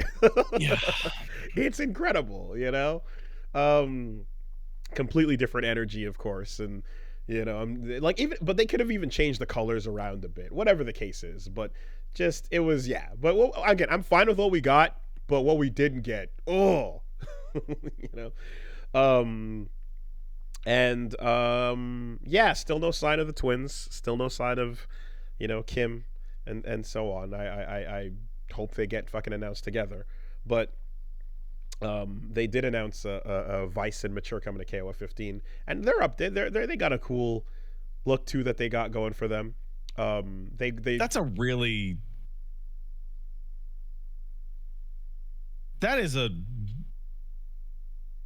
They're fine as DLC announcements. Of course they're coming. It's Vice and Mature, right? I know, but it's like, it's not like.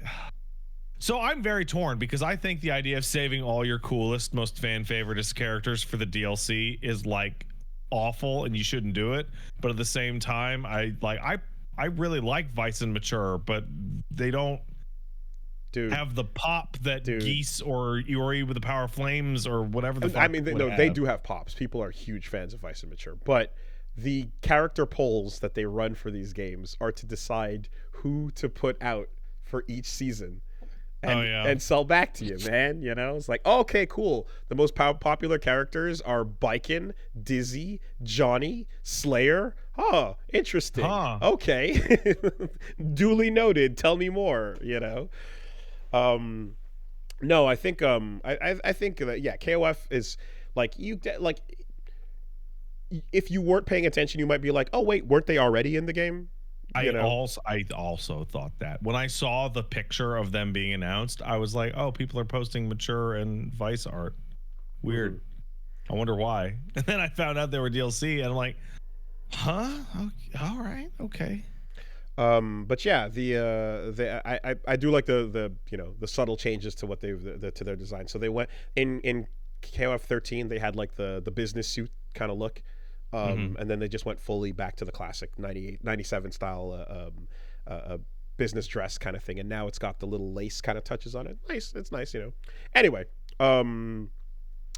that was a bit of an aside, but yeah, City of the Wolves was super fun, and immediately I'm just like, cool, can't wait to see more, can't wait to get back to that and get more time on it. And it's again, yeah, it's going to be interesting playing one of these games where you're adding a lot of your execution is going to come from your ability to like land a button, do a fake special, and then cancel that to another button, you know, or then do an uppercut and then A/B cancel that to the rest of your combo. So it's going to ask a bit more of people that than some of the current new games are doing. So just note that there's some execution going to be involved. It's not as strict as it used to be, certainly, but it's definitely going to ask a bit more for your longer sequence combos, you know. Got to then play Hunter Nen Impact. Not for as long. So I got some footage of Garo coming, and we'll upload that as well. The Hunter game, I just got in like, you know, like we did like a quick set, honestly. And like, yeah, Aiding knows how to make a Marvel style game. They know it's got the speed, it's got the disgusting mix-ups, it's got the you know, the quick, you know, incoming like shit that you expect, and a lot of that is all very recognizable. What is surprising I didn't realize was there was a special button for easy specials as well in that game. I didn't know. I thought there was going to be like motions or so, but you just got your like like you have like tilts on a special for everything in that. What's the grin? What's the grin about? Dude, that roster sucks. that roster sucks. We'll see what they launch with. That is a bad. The launch roster is out. Is that so? The last announcement of the bug character is it? Yeah. Are you sure? I'm looking at a photo of the launch roster right now. But it said that that's final, or is that just who's in it? Okay, all right. I didn't know that was. I didn't hear that was the case. I thought they were still announcing everybody. Okay. Here's your launch roster. I can only speak to what I know, I suppose, of the series, which is it's not everybody that people would want to see in it. That is a bad roster. Straight up. And the question is like with the budget it had, will they have the money to add all the people that people do want to see? You know. The problem is that there's a lot of those. Like so is the two that come to mind is Knuckle and Pito aren't there. So this is where I wonder, like, is it that 16 is never enough, or is it that a better 16 could have been picked? So they're pulling from certain arcs. They're pulling all the way to the end of Chimera Ant, right? And Greed Island. So if they wanted to do, like, you remember the Naruto games? I was waiting to bring that up. Where they would associate like the seasons, and they would go, here's everybody that you would matter from the first two seasons. Great Ninja Clash 1 was just Rock Lee was the last character on that roster because he got announced right before they walked into the exams. That's it. Right. Part 2 was the exam characters, so it's literally the teams as they get introduced. So the roster reflects who's being introduced in what seasons of the actual show. Yeah. So they're covering just a massive amount of arcs, and as a result, there are huge fucking gaps out of all of them. Just massive fucking gaps. Like the fucking, what is it called? The Phantom Troop? Is the that their entire name? the entirety of the Phantom Troop. Is missing. Yeah, so So like right off the bat, you're gonna do the York New City arc. Okay, you have 13 characters required yeah. So right there. so that sounds like there was no way 16 would ever be enough. It's no, like nah,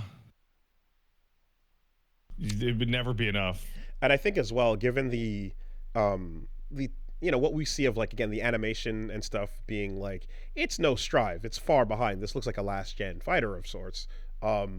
What you got to was even it probably stretched what they had the resources for to get to that Sure, 16. absolutely. You know, so yeah, okay. So the numbers were just there was no way to make those numbers work with this particular IP in any way that people would have been happy with.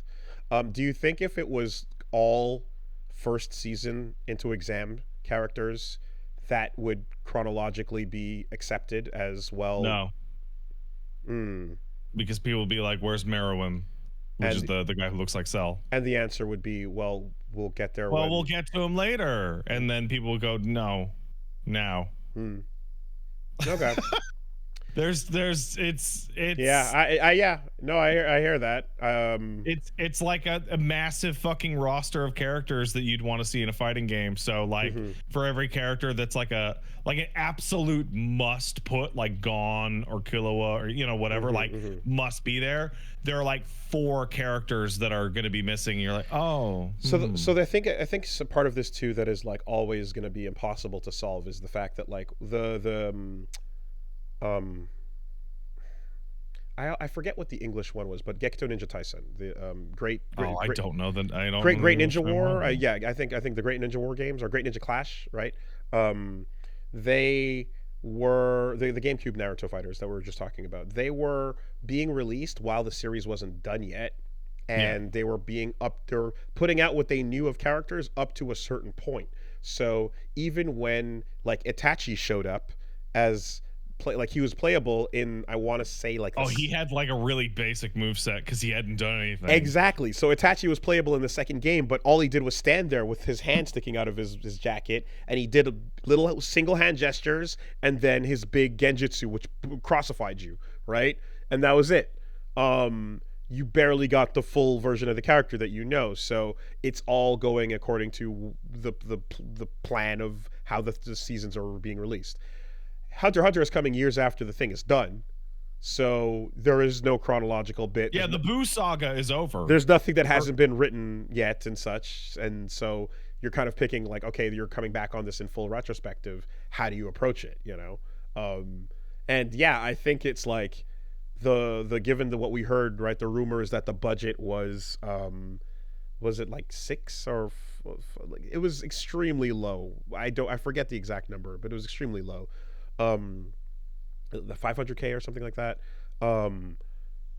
It could have made 8 characters that look pretty good, or 16 that look the way they look right now. Or they should have made 52 that look like dog shit. That's where I'm going. Yeah, they should have made like 50 that look like trash. Oh man, like no voice acting. Barely 100%. Copied move lists that just mirror from one character to the other.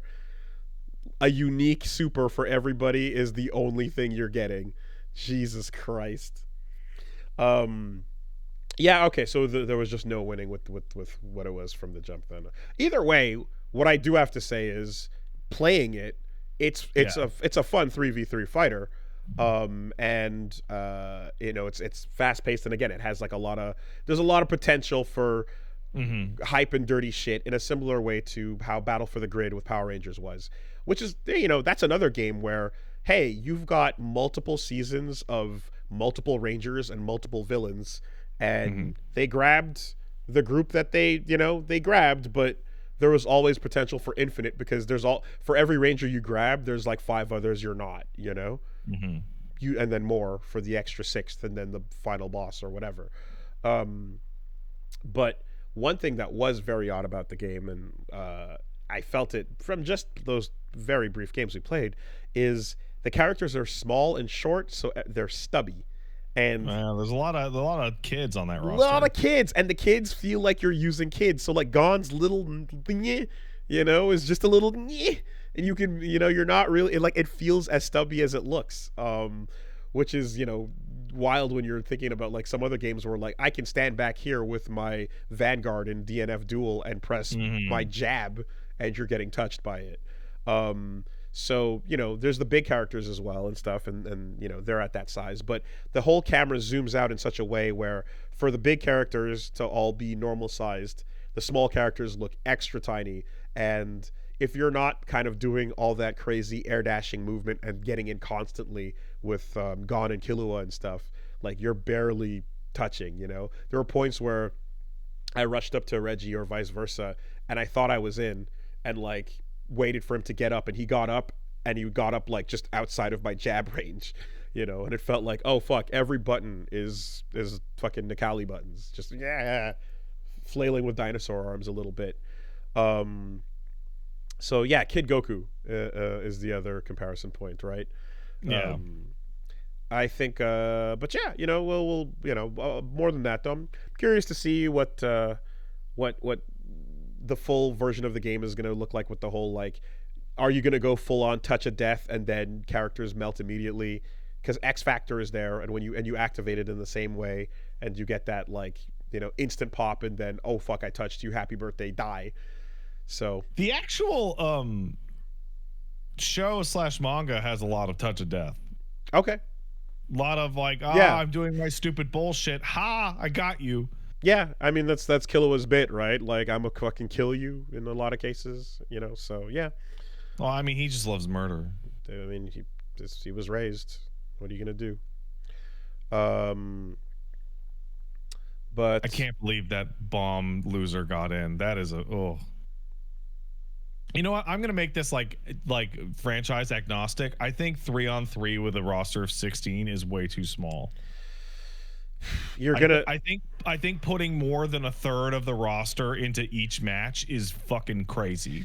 Yeah, like you're gonna get used to them very quickly, and you're correct. Skullgirls had that initial feeling, and with the launch roster, and then it passed as it got up there. Not only that, but what really helped. So one, it got better as they released a lot of extra characters off the base roster. But then second, you didn't have to play 3 characters every time, right? Having 1 or 2 felt and made a big difference in how those matches felt and played out. One big heavy with no assists was a different experience from I'm going 3 one big fast band. ones. Excuse me. And that was a much more tangible change than, because CVS, for example, had the ratios. And CVS2, you'd pick, okay, ratio 4 Haomaru and stuff. But like Skullgirls having tagging and assists means that the team means more than just how hard I hit you and how hard I get hit.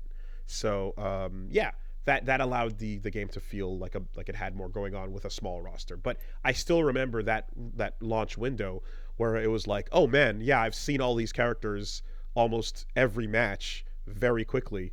And people who are playing the best characters are going to play the same 4 out of the 6. You're going to see the same 4 a lot, So it is a problem that if you don't design around that, you're gonna hit that wall very hard.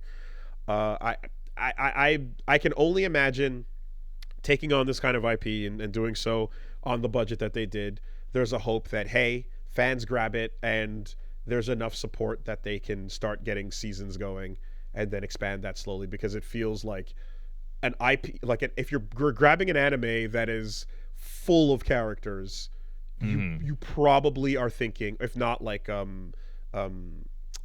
are the license holders for Hunter x Hunter? I don't know. Oh, who the fuck knows? Whatever. I don't know. Whatever the case is, I don't know if it's like Shueisha or whatever, but like they're probably thinking about it and like, hey, look, yeah, all these Dragon Ball games that can just release seasons and seasons of stuff, like we should be able to do that as well, but do so without getting the same amount of money that we give one of those games. Okay, yeah.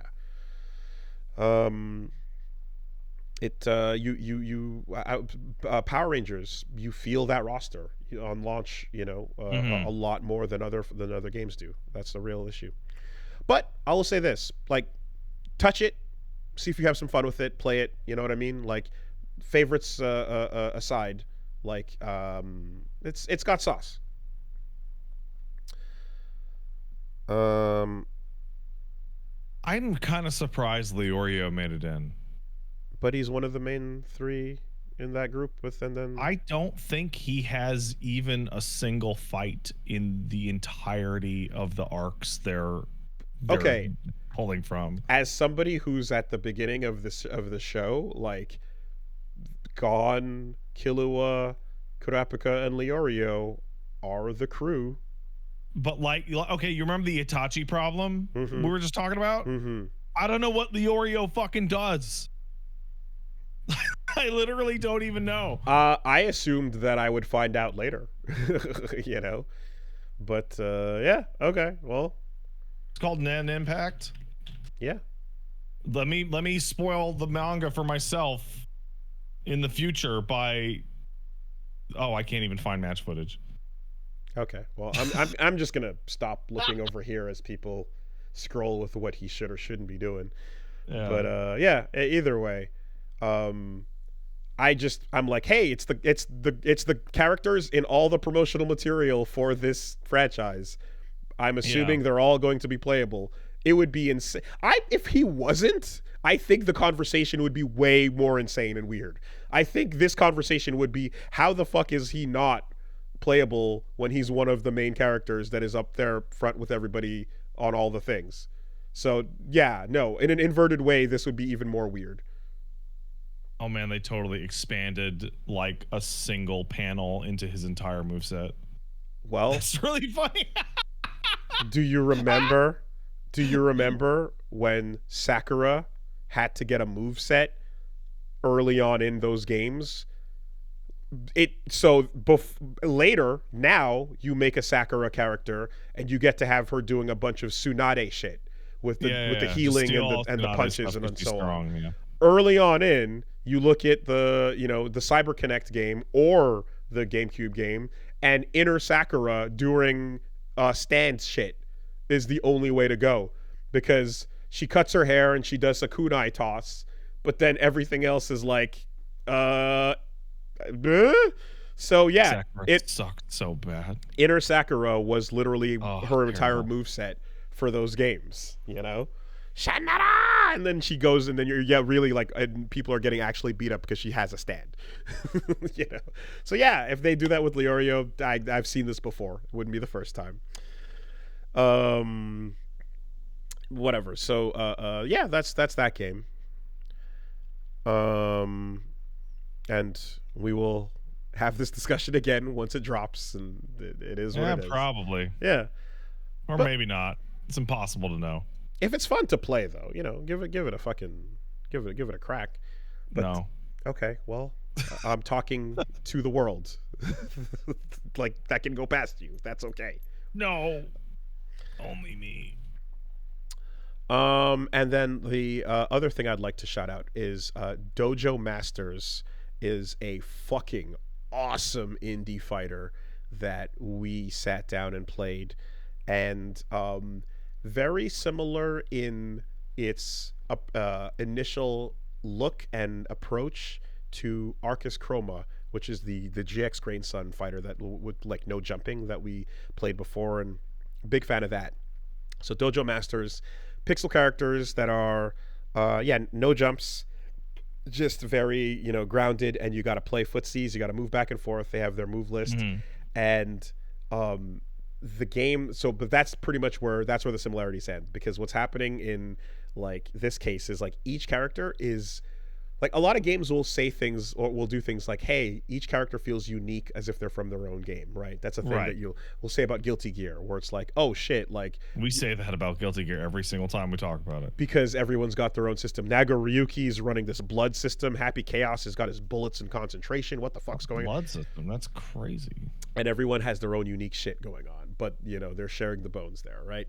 This game really takes that to the next level where it's like, no. They really have their own shit going on because so you have like a boxer, Muay Thai, Shotokan karate. Like you have like 6 or so characters that are all their names are just the style of the martial art they're doing, and punch kick, and then like you've punch and kick, and that's it actually. And then everything you're doing is that's it. Yeah, punch button, kick button, and directions, and then everything you're inputting is based on just those two. But like what gets really unique is well, one, you don't have life bars, you get knockdowns, and you can, when someone is at their stamina is all the way at 0, you then can like finish them off essentially. So it's like a point system, not to like almost like old Fighter's Destiny back on the N64, you know, where you kind of had these like different knockdowns that you could if you land on your back and you have no life left, that's the end of the round. However, if you tech, you get back up.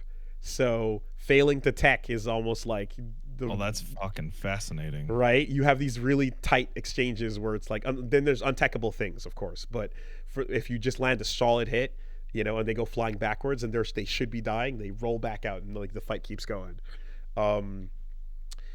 The uniqueness of it is not just like, okay, some characters have counters, some don't, some have grabs, some don't, right? Some have armor and things like that, and some don't. A character like Boxer, the game does not have counter hits in it, but when Boxer is on the screen, counter hits exist for both characters. Okay. Yeah, that's extreme. Extreme. That's what I mean. You know, only does it exist for both players? Yes. Oh, that's crazy. When Boxer is on the screen, the game now has counter hits for both characters. When he's not, they're not there. That's really bananas. It's cool. It's really cool. And you know, between the stamina bit and like everyone's got like a special move, and it usually is like a knockdown move, and it in some cases has like really tight input as well, but you can do it as much as you want, but it takes a lot and you got to be on point to do it, you know? So yeah, like whenever you see someone pull one off, it's like, oh fuck, you did the whole thing and you hit it in your inputs and did it, landed it, good shit. That took work, you know? Yeah, the end results are just kind of like this insane fast footsie game of just left, right, knocking up and down. Like it's just fun, man. You have characters that are getting in there with Krav Maga that like have to predict whether you're going to throw a punch or a kick at them, which again, it's a 2-button game. And then if they counter the right way, you know, they get a hit, and then they build up like a move. They build up their like this little meter that gets them better and better specials. Essentially, when they use a special, they go down to like the level before, and you're kind of just, you know, each one's got this whole little unique thing going on to it, man, and it's a lot of fun. It's extremely fast, and playing games against the creator as well, with a boxer versus boxer match, and then some of the others, like you can see just like this is gonna be mad hype to watch sets of. It's called Dojo Masters once again. The Shotokan karate character, everyone you pick, you can kind of just like do a quick dress up on, and basically you're seeing a Makoto who's got insane rush punch from across the screen that you can charge up, a dash, a grab, you know, and that grab can lead to like a knockdown or like a side switch, and all these it's just a really great fun thing, and we're gonna pop that on for again to fighting games soon. Oh, this looks super charming. Yeah, it's out right now, but check it out, man. It's one of the most hyped things. Like it was one of those bits where, you know, I sit down at a couple games and I always go like, okay, what's going on with this, you know? And here I walked over and I remember wishlisting it on Steam a while ago, and then, you know, the creator was just like, you're finally here, and I was like, oh shit, okay, what's up?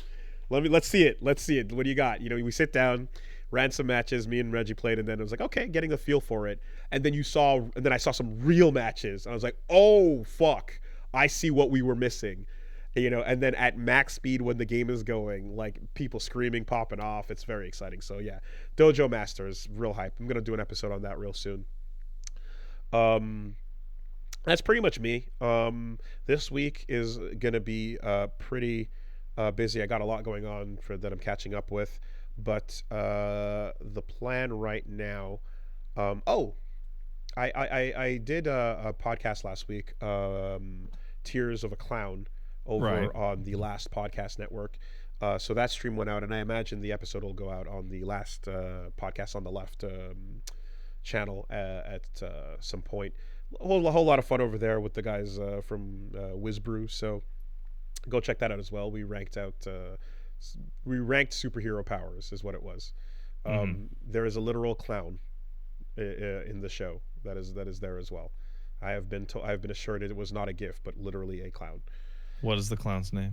Tirzo the clown. Okay. Uh, That's creepy. I don't like that. well, I don't like clowns. yeah, a lot of kids don't either, but for some reason we keep shoving them at children. I don't know what the deal is. Dude, I remember. Oh, I saw clowns at the circus and I freaked my shit. I was so upset. Oh, I hated it. Clowns are terrifying, but then there's some good clowns. Bouncy clowns are pretty good. I like those clowns. I like Homie. Homie is my favorite clown. Are you gonna say it, or am I gonna? Do we have to? I'm not gonna say it. I'm not gonna say it. Yeah. Okay. He's great. Anyway, I probably gonna see if we can get in a session of Elden Ring or so on Friday, because I'm gonna have a busy week up until then. Last time I touched it, saw a motherfucker called Dryleaf Dane. That dude's cool. He's cool. Got a dry leaf set, or glove, or whatever. Yeah, the glove one. Yeah. Yo. Do you want to know something about that weapon set? Is it that the special that you get with it is ridiculous? No, that's not it. Okay.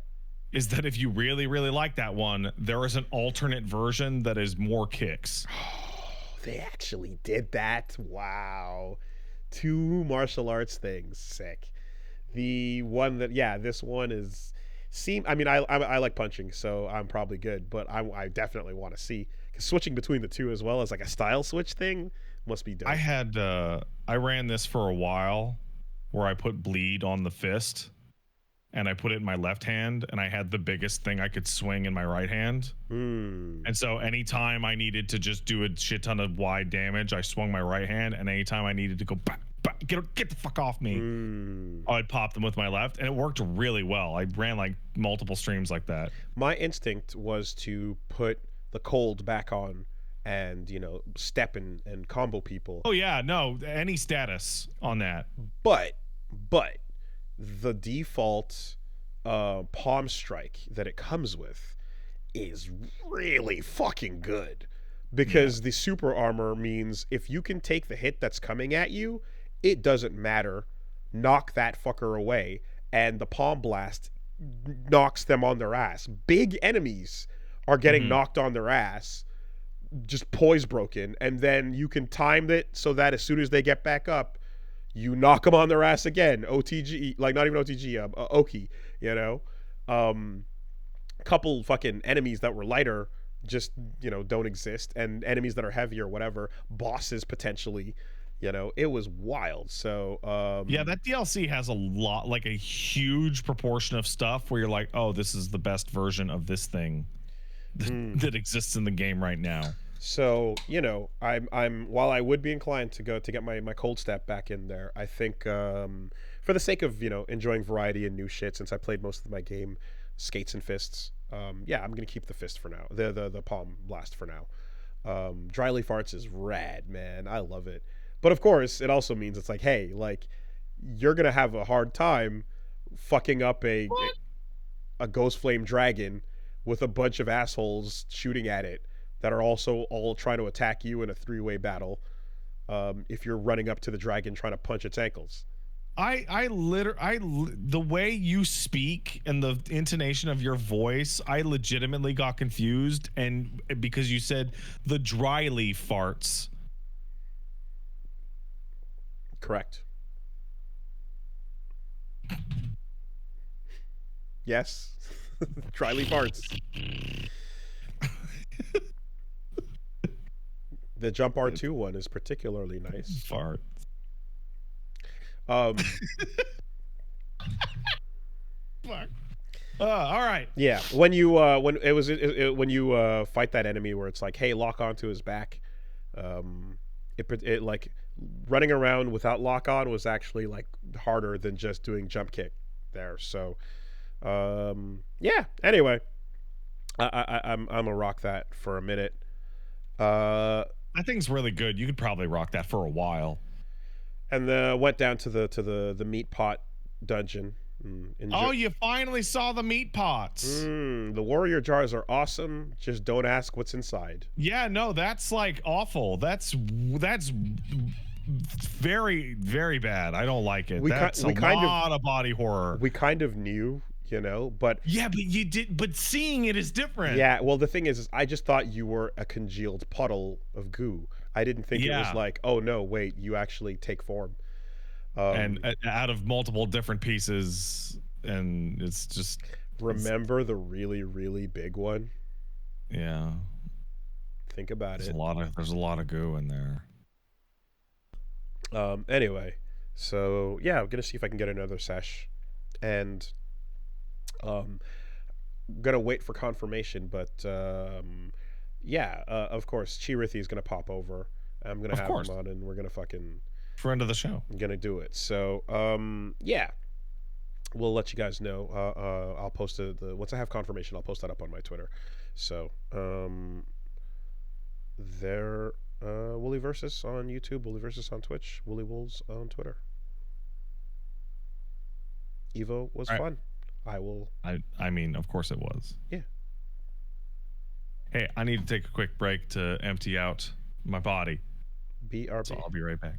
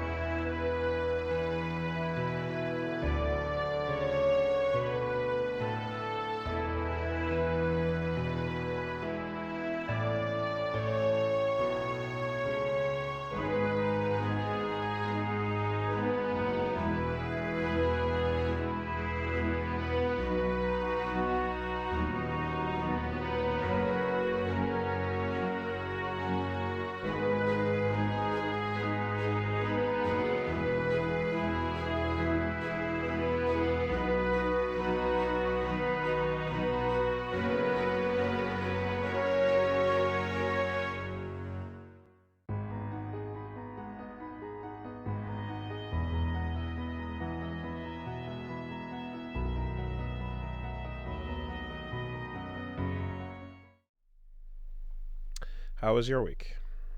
Okay, let's see. Being a dad's the best. That's all for that. It's great. Baby's still the cutest baby of all. Moving on to video games and whatnot.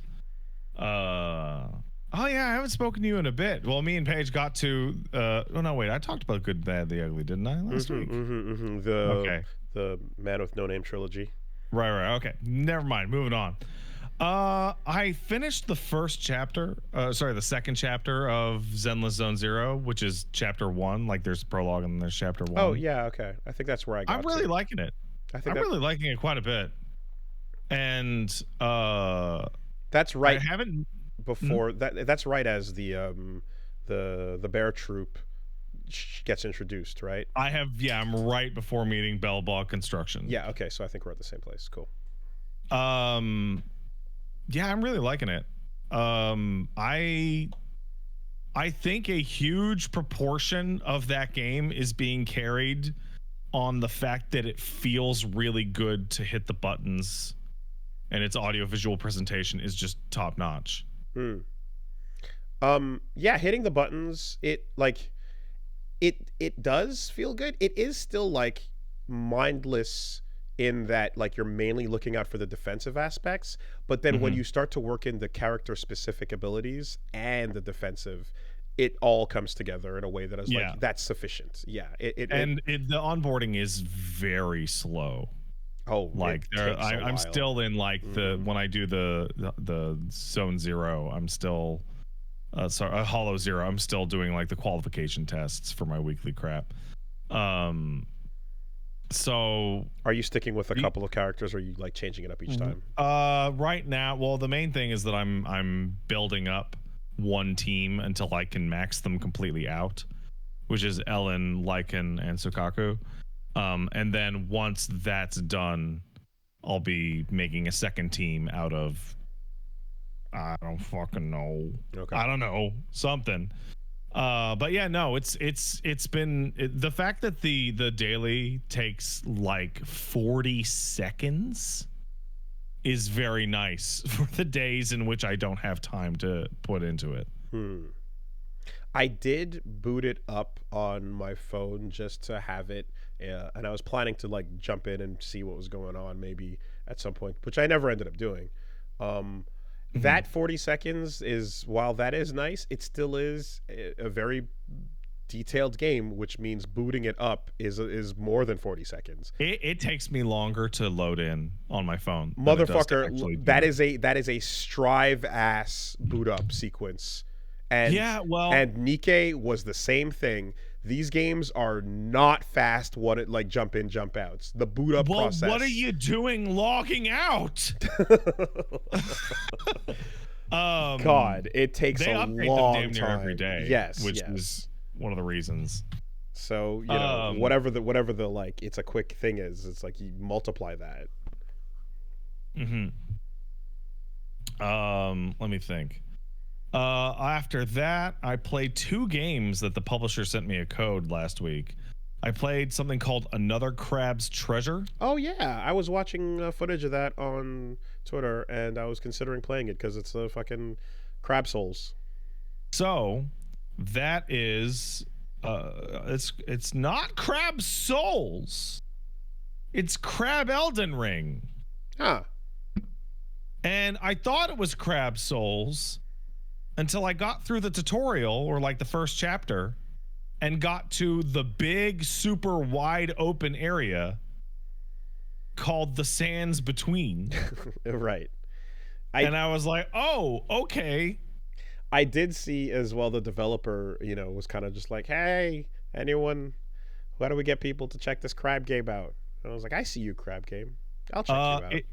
It feels really good. It's mechanically super solid. It's fascinating. The writing is super on point. It's very like the capitalist hellscape has come to the ocean. It's really fucking great. And it's not easy. But if you need it to be easy, they have included an easy mode. And it might be my favorite easy mode I've ever seen, where you go on to assist mode, and one of the mechanics is that your shell acts as a shield, but it also it tells like activates whatever ability or spell you can cast. Well, the assist mode changes your shell into a pistol strapped to your crab's back that is like 25 times larger than the crab. Okay. And the special ability is shoot the pistol. Okay. With infinite ammo. So difficulty reduction via gun in the game. Via gun, yes. Yeah, okay. Yeah, that makes sense. I don't really have a lot of detailed thoughts on it. It has like a really concise moveset, where it's focusing more on like building up your core moves instead of getting new weapons, like more Sekiro than Elden Ring or Dark Souls. And it just feels really good. It's very charming. It looks very good. No notes, just really excellent, cute little game. Yeah, I liked the art style of the last game, Going Under, that they made, and this is definitely this was on the list. I was gonna check this out at some point when I had an opportunity. Like, But like for tone, people keep pointing out, and I should mention that like your soul equivalent is microplastics. You need to acquire lots of microplastics in order to level up. that's great. It's fucking hilarious, is what Yeah. it is. And of course, the Gianni Everywhere system is in play. Yeah, of course. Yeah, of course. I also got sent a code for Angerfoot by Devolver. Have you seen footage of Angerfoot? No, but All those are words that sound good together. Okay, you know what? I'm just gonna go ahead and send you the gameplay trailer. You only have to watch it for like 15 seconds. I got it. Oh, you got it already? Mm-hmm. Okay, it's Hotline Miami in first person. Mm-hmm. Missions run from like some of the mission objectives to get like a gold star are beat the mission in 10 seconds. Okay. Right. The cute line, Miami. Yeah. Look at these adorable fucking animals bleeding out. Yeah. And they're all like weird, ugly Muppet freaks. It's fascinating. But it's got a super intense pounding soundtrack. Missions are super, super, super fucking short. And you are intended to replay levels over and over and over to get them perfect, or to do weird conditions like beat a level without jumping. For example, are you a man with a foot for a head in a mask? No, you're a weird luchador guy, and your name is Angerfoot. And the game takes place in shit city, where crime is the law.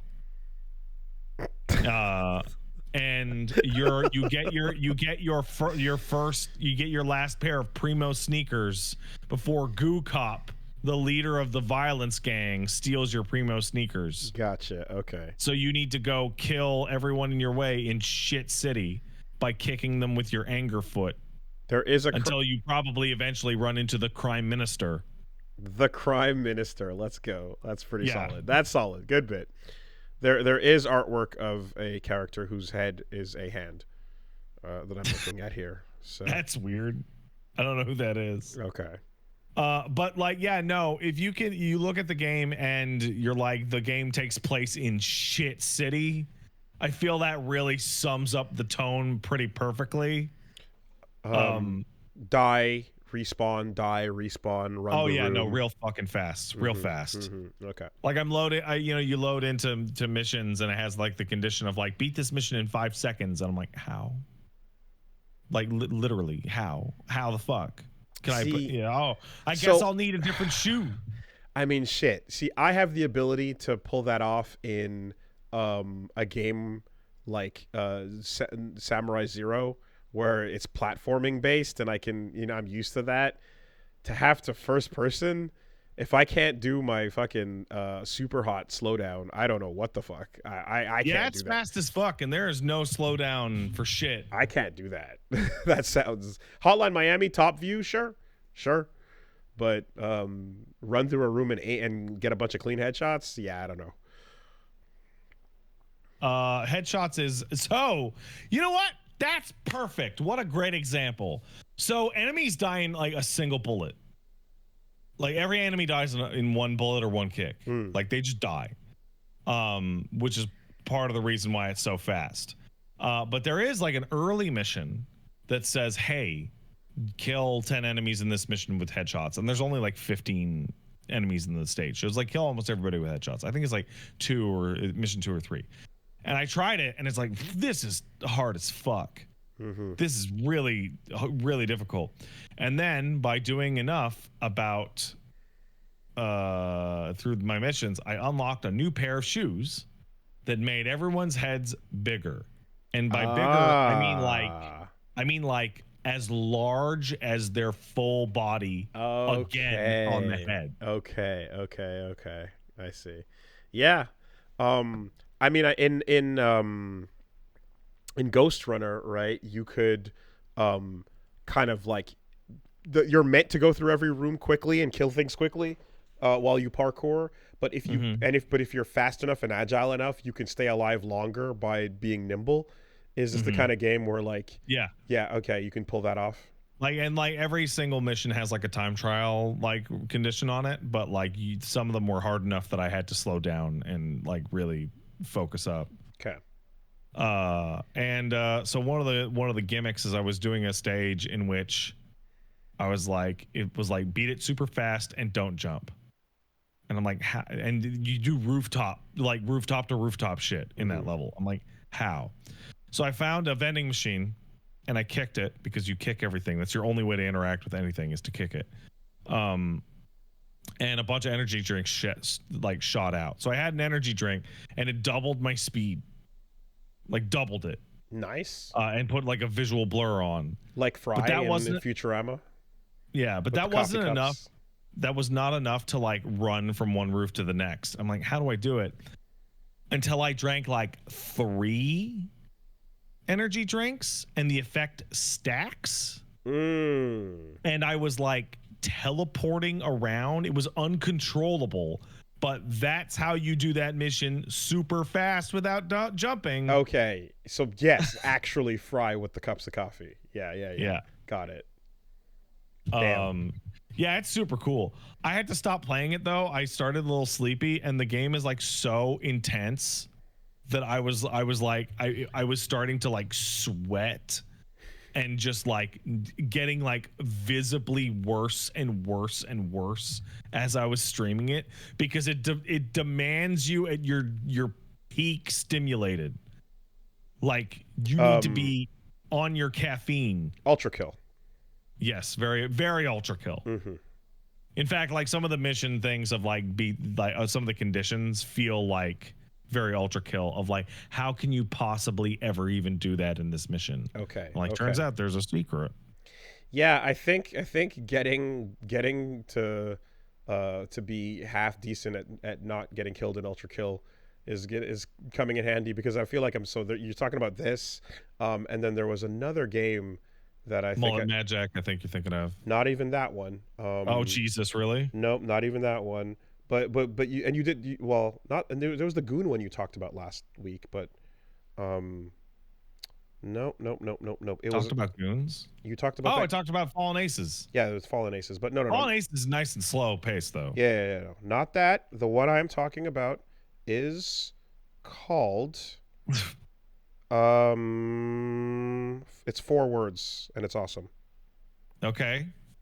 Fuck. It's not. That's shit. The least helpful description I've heard of anything all day. I went to my recent list and it's not showing up there. God damn it. Fuck. Okay. Well, give me a color to work with. Like blood, ammo, fuel. That's ultra kill again. I know, but it's like, it is. It sounds like it, but it's not. It's a title that's like 4 words that it's like that. Like that, blood, sugar, sex, magic.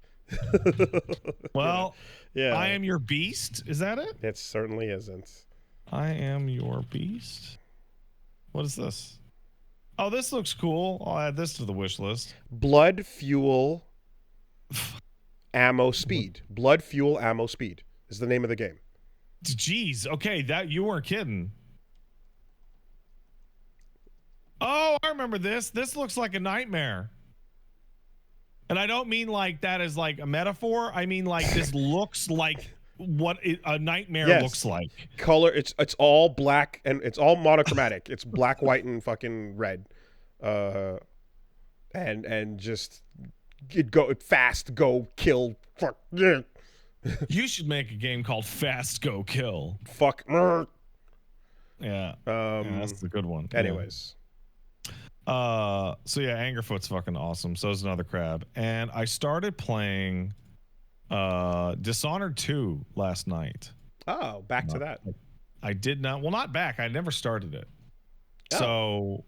So Dishonored 1, all of my complaints of the Dishonored Chaos system are exclusive to Dishonored 1, which I did eventually over time beat a long time ago, like 2 years ago, I think. And started Dishonored 2 as the game that I've been putting off for years and years and years, because it's the most mind goblin one of them all. Of have to do it perfect, have to ghost every level because of the stealth versus right? Yeah, I remember.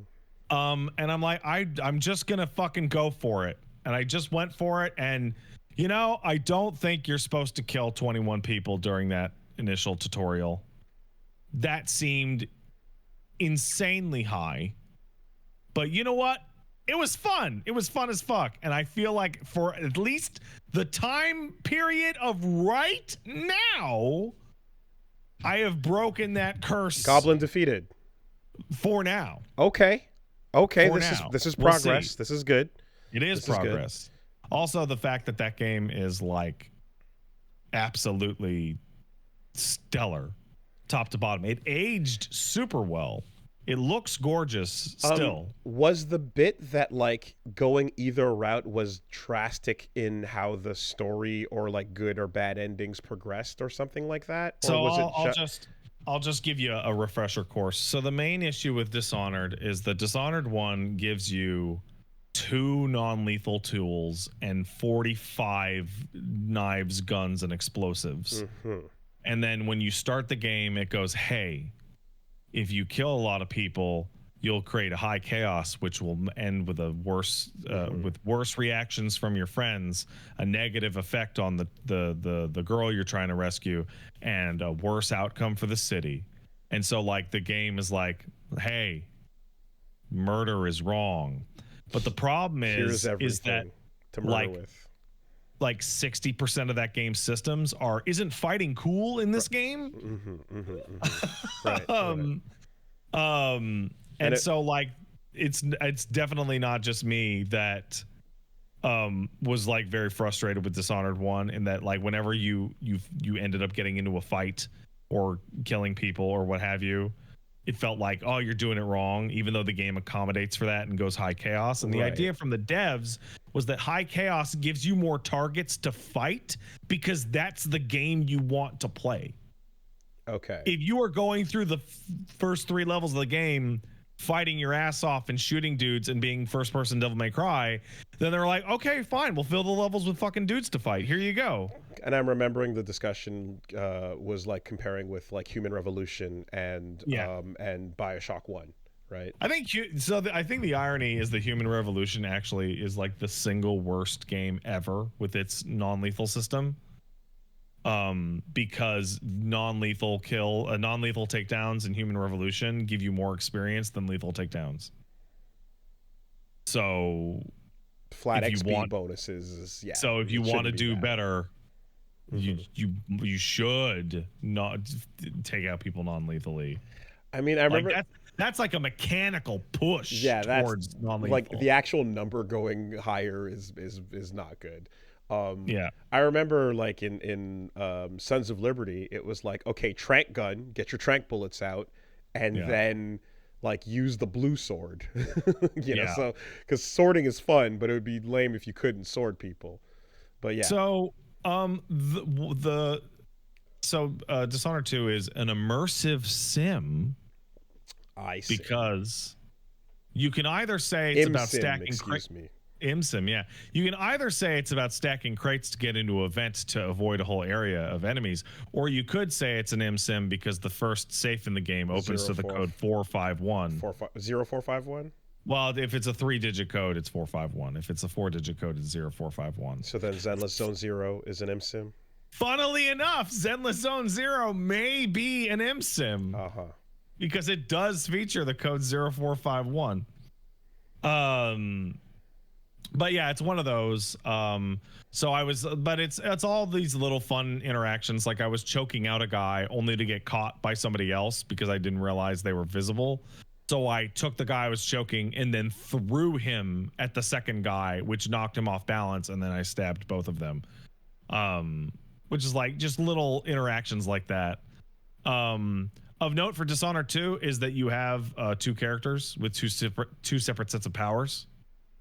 You have the Corvo from the first game who has all the powers he had the first time around, and then you have Emily, who is the new character, who has a completely different set of powers. Like instead of having Blink, she has a grappling hook kind of tether kind of thing. And while it's not as good as Blink in terms of like traversal, because they can see you grappling, like you're not just instantly teleporting, you can pull enemies off of things and you can pull objects towards you. Which version of the game are you playing? I'm playing on PC. Okay.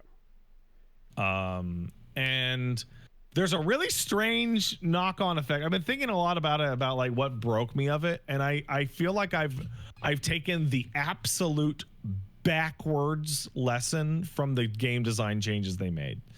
So one of the things that Dishonored 1 had a problem with is that if you were trying to go stealthy and sneaky and non-lethal, but you got caught, you basically had like your crossbow, like sleep darts as a non-lethal option, and that was it. Like you could not fight people non-lethally, right? In Dishonored 2, they've said, listen, if you parry somebody, you can choke them out. So even if you do get into a fight, okay, you can in fact end it non-lethally. But you got to be skilled. Yeah, there's stun grenades and whatnot. And so the tools are actually much more even, and choosing lethal or non-lethal is more of a flavor choice, or, you know, what have you, rather than like a huge mechanical change, like two different systems. Now it's like one system with different flavors, being lethal and non-lethal. As a result of these being so similar, I have now started killing people all over, even though I could spare them. Like, it's I get to enjoy the system the same no matter what. Oh yeah, I'm gonna kill them then. Okay, fuck it. And it's like, this is obviously not what they intended. But like, is the chaos consequence different in 2? It's more subtle. There's more changes. But the basic idea is that the more you kill, the more there will be to kill. Okay. Because like Metal Gear has always had this balanced in a way that is like, okay, you're gonna suffer to walk behind this asshole real slow, like knock him out and then hide him from view of the others, versus murder that dude, and if someone's about to see the body, murder that dude too. So that's what ended up happening, where I'm like, if there's a guy with their back to me and they're in an empty room and it's a single person, I'm like, okay, well, I'm gonna choke them out. There's no reason to kill them. It's totally ridiculous, right? When you're dealing with like the marked targets, like the important character targets, it's like, oh, there's a special condition to do some kind of zany thing to non-lethally take them out. Okay, I'll try that. But I kept running into the situation where it's like, well, I tried to do this non-lethally and I fucked it. So everyone who saw me has to go. And it's way faster to just stab and shoot you guys than it is to slowly choke you out. I imagine it's not like a Hitman progression of like, alert has happened and you're gonna hit a room of people that have too many people to handle. No, it's the areas are, you know, they're like 30 feet. You know, like it's like little pockets of guys that are tangled together. Okay. But like, you know, I screwed up sneaking into a little bar and a guy saw me and I was like, oops, and I killed him. But then a civilian saw that and freaked out and ran away and brought like 10 guards, and then they had to go. And like, I wasn't going to run away because I don't want to run away because I'm tired of doing that from Dishonored 1. And so I got to the end of the first level having killed like almost every guard by accident. It was an accident. Whatever the goblin needs to feed. But yeah, no, that game's incredible. And despite Arcane Austin going under, I have high hopes for Arcane Lyon because they're making Blade, and Blade is just a one-to-one like sticker over of the Dishonored system. Like, all the buttons are there. You don't have to, like, it can just literally be Dishonored 3, by the way, starring Blade. I hope that comes out and everything is okay. Hope that comes out. That would be nice. With this Marvel property. Yeah.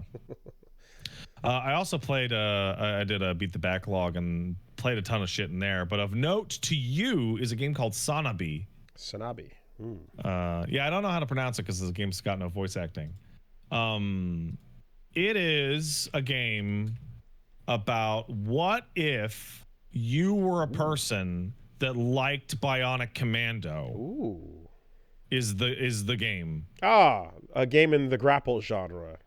Yes, a game in the grapple genre. I am a fan of the grapple genre. in which the primary gameplay is you're going to grapple, and when you fight enemies, they're going to be all around a stage, and they're going to be pointing at you and shooting at you, and you're going to kill them by grappling to them and then leaping off of them. I see. Okay. Like, there's no attack button. There's only grapple. Yes.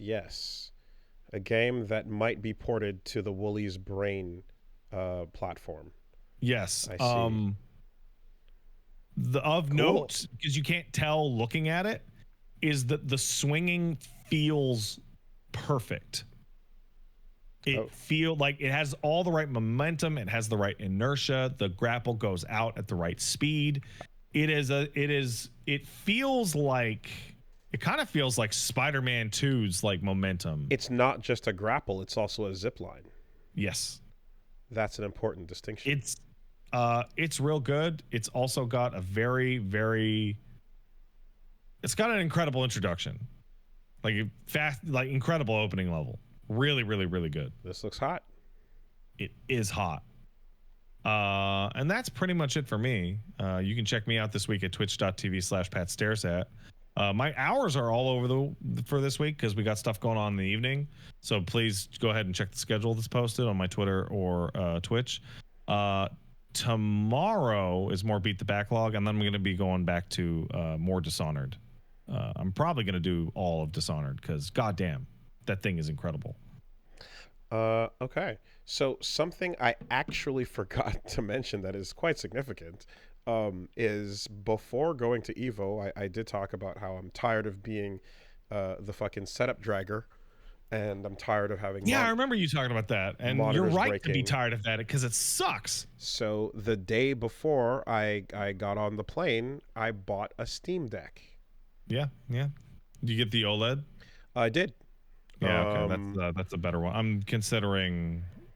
I don't think I'll get the OLED, but when they come out with the next Steam Deck, which they will, yeah, I'll grab that one.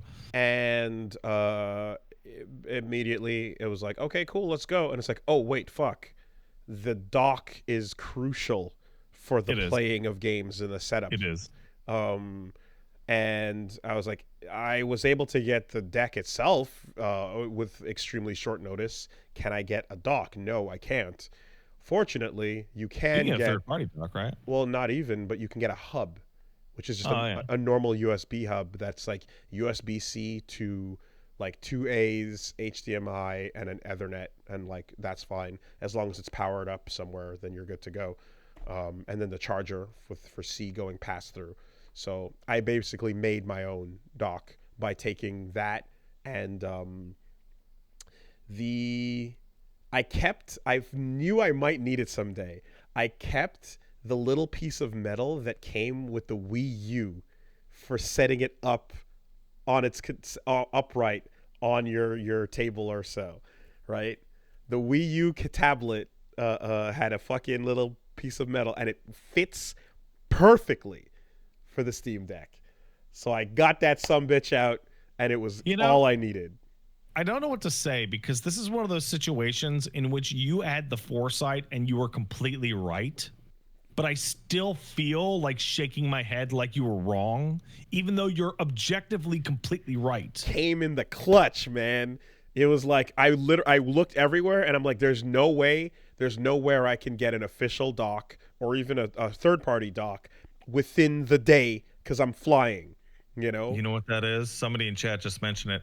That's my dad, who always had the right piece of wood just hanging out in the garage. Yeah. Whenever anything broke, he's like, you know what? Hold on. And it would come back, and he'd have like the right piece of wood he was saving. It was underneath the fucking fishing rods. Why'd you keep that? I kept that for moments like this. I'm like, what does that fucking mean? How long have you had that? I always, like, ever since that day of, like, getting ripped off, selling my games, I'm like, fuck this. I'm keeping my shit. I might want to use it again someday. You never know when, even if you buy something digitally or whatever, it's going to be gone. So let me just keep my shit. I have my consoles. I have my old shit. That was there. Fucking came in the clutch. So...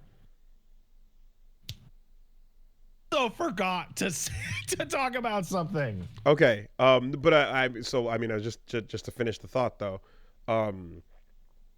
I was very prepared for that to be a very rough solution to the I want my fighting games on the go problem.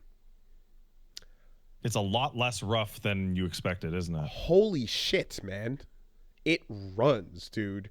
Like, you can run Street Fighter 6 on it, no problem. 100%. And like, it's not just on low settings either. It's like low mid. You can customize a bit. You know what I mean? Like the frame rate's fine. That's what matters. Frame rate, yeah. The PC version of 6 on my computer proper has more hiccup than this did on a lower setting. You know, it's crazy. I was very impressed with that. Actually, what did you use for controls? Just controllers? I plugged in a dual. So the splitter came with so I plugged in my DualSense, and then a stick, and then no, easy peasy, man. Done. It's now, crazy. Okay, so the Steamdeck though, you have to when you plug into the stick or controller or whatever, you're gonna need to make sure it recognizes it correctly the first time. Yeah. There's no plug and play while the game is already booted. So no, but that's a game by game basis. Like there are regular I play nothing but PC games. Whether or not your game acknowledges you plugged it in or turned it on wirelessly is a game by game basis. But if you're like Street Fighter on PC just doesn't do that. They don't care. But if you're setting up controller on, if you're setting up a Steam Deck and like you have people coming in to like play sets or whatever in an airport and they're plugging their own controller in, you're gonna have to close the game each time. No, that's not the use case. The use case is plug 2 regular controllers in and pass them between people. And they're like, well, my thing. And you're like, shut up. We're in an airport. Take what you can get. Exactly. 1,000%. Right. And then I ran TEKKEN just for the fuck of it. And yeah, TEKKEN's a bit rougher for sure. It's running on a lower setting, but I didn't see a ton of drops. You know, it felt like this is perfect for labbing. I would never take it online. I mean, you can Ethernet in if you know with the port, so that's a possibility. But for as far as this goes, it absolutely is a great just little practice machine on the go. And most importantly, on the fucking plane, I got my Balatro in. Yeah. And that was an easy flight. Hey, listen, I don't know how many weeks in a row we can mention it and it'd be appropriate, but I'm holding up my telephone right now, which apparently is supposed to get Balatro. Where's my Balatro on my telephone? On the table. Millions of dollars.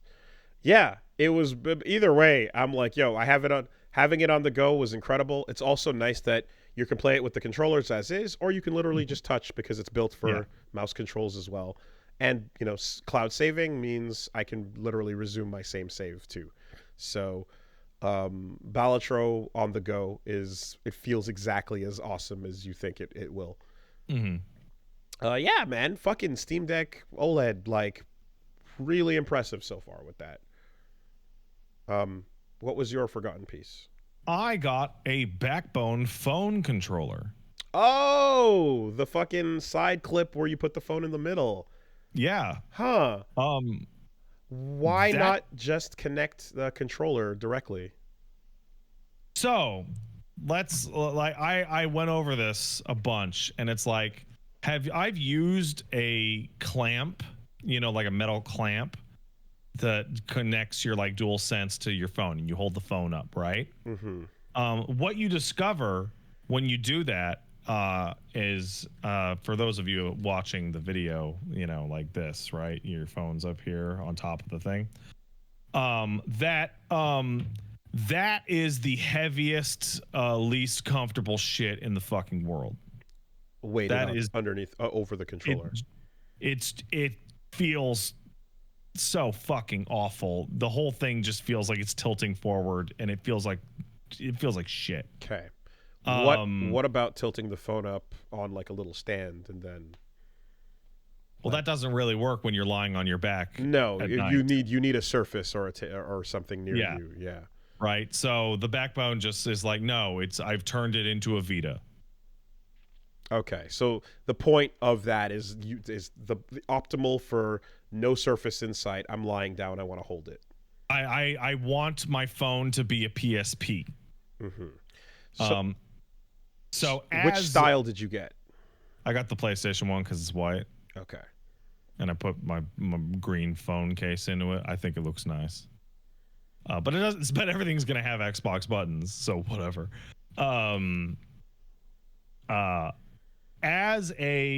I would like to turn my telephone into a Vita device. It's really solid. It works really well. I played primarily Zenless Zone Zero on it, and yeah, I don't have a problem playing it on the goddamn phone with this thing.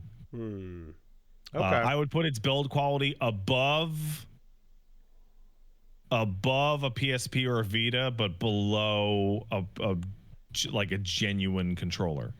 It connects via the USB at the bottom, right? Yeah. Okay. And it has a pass through in case your phone's about to die. Oh, okay. I was gonna ask, is there like a Bluetooth you can do if you need to or something? But like, okay, pass through works. Yeah. Yeah. No. On the right side, there's the pass through. Because that's the other bit is like if I want to play. So when I was playing the Apple Arcade games and I just connected the 360 controller, like having it hooked up to a battery and or plugged in so that you don't lose juice is also crucial. Okay. It also works really, really well with Steam Link. So like Paige was using the big TV that we have the computer on, and I was crafting bullshit in FF14 on my telephone. Okay. Which I could have done before, but now that I have a bespoke, like turn your phone into a PSP device, works a lot better. Okay. Well, I'm glad that because I know it's like it looks like a PlayStation controller, but the question is, does it feel like one, right? No, it feels like its own thing. It feels good, but it definitely feels like a handheld. Okay. But not okay. Doesn't feel like a PlayStation handheld, and it doesn't feel like a Nintendo handheld. It feels like a high-end PC handheld, if that ticks any boxes. Like the buttons are small but clicky, but it's a good clicky. Third-party controller, but like good third-party, not the shitty ones. Yeah, okay, I know what you mean. It's too expensive. I bought it on sale. Don't buy it on full price. That's ridiculous. It's like $130. Is the frame adjustable for all phone types? So they have a part of their website that it will tell you not only what, so you pull it out and it expands quite large, but on top of that, they also will have a section of their website that says, hey, do you have the following phones? Here are the cases that will work with it. Okay. And it's a huge list of cases. So the extension is its own piece, and then the case goes in, of course. No. The idea is that basically I don't have to take my phone out of its existing case to plug it in to the controller. Oh, wow. Okay, you keep your phone. It doesn't have to be the phone. Oh, wow. Yeah. Okay, that's so if nice. your phone is big as fuck, and you have an OtterBox case, you're gonna be like, shut up, take your phone out. That's ridiculous, right? But this is like a relatively thin case, right? I can just put that in there without having to sits take comfortably it out. as you adjust it. And that's why they have a little thing on their website to go, hey, look, these are cases that you will not have to take your phone out. And you can iPad as well? I don't think so. I don't know how an iPad would fit in there. It's Oh, it doesn't expand wide enough to. Okay. No. Okay. I can grab it and show off next week or what have you. But I really like it a lot. My preference is still to just use an official controller, and like fortunately I got a battery which like magnet connects on the back of mine, and with the battery there's like a thing that you can just straight up prop this up like even on your stomach. So I understand that. And then, however, so I kind of just do this, rotate it sideways, prop it up on my stomach, and then I can. So that works really well. Yeah. I spend a disproportionate amount of my daily life trapped under a sleeping baby. Right. Which leads all prop up your phone solutions to be non-viable. Fair. being able to play from any angle under Yeah. any circumstances. But yeah. Also, Zenless Zone Zero is definitely like high stimulation, baby cornea annihilating, like flashing lights. So, like having it on the phone in general is just a better solution overall.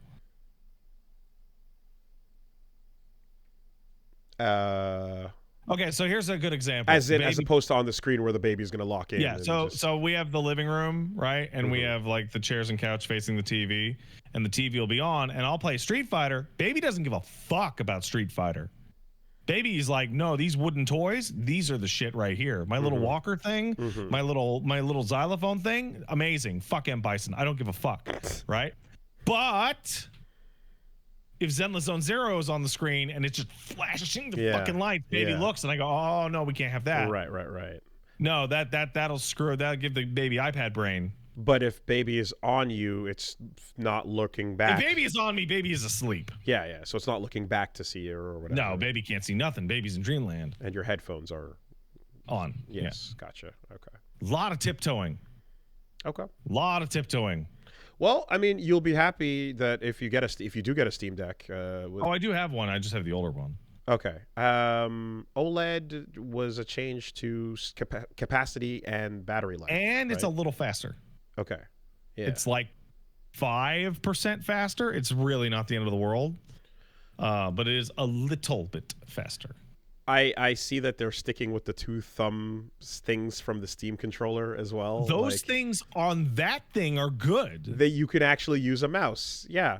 It's nice to have that and a touchscreen. They actually feel and work pretty well. Although I don't like that they limit your range to the entire window and not the whole screen. Because when you go from the bottom to the top of the mouse, so with your right thumb pad, it's only like the text box, for example, that you're covering. So there's a lot of times where I want to use the cursor there, and then I just switch to the touching the screen anyway.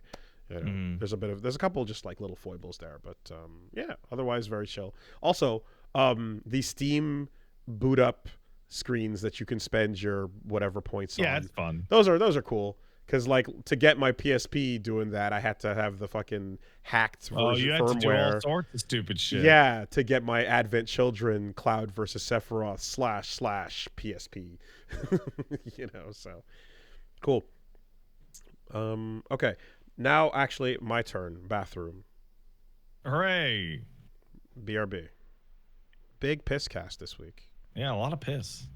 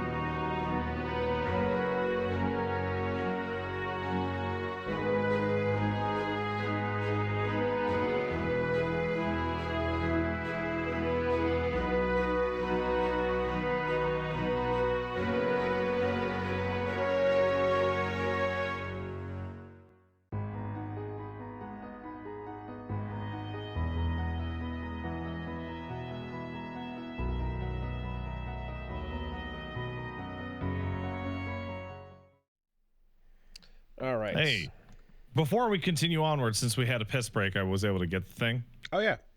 And for those of you who are listening to the audio version, I'm pulling the controller apart like a big asshole. So it fits a big old phone in there. Huh. I thought I remembered it having like descending grips like a PlayStation controller, but maybe So just like that, and then bam, your phone controller. No, I was visually getting it confused with the actual PlayStation Wi-Fi shitter.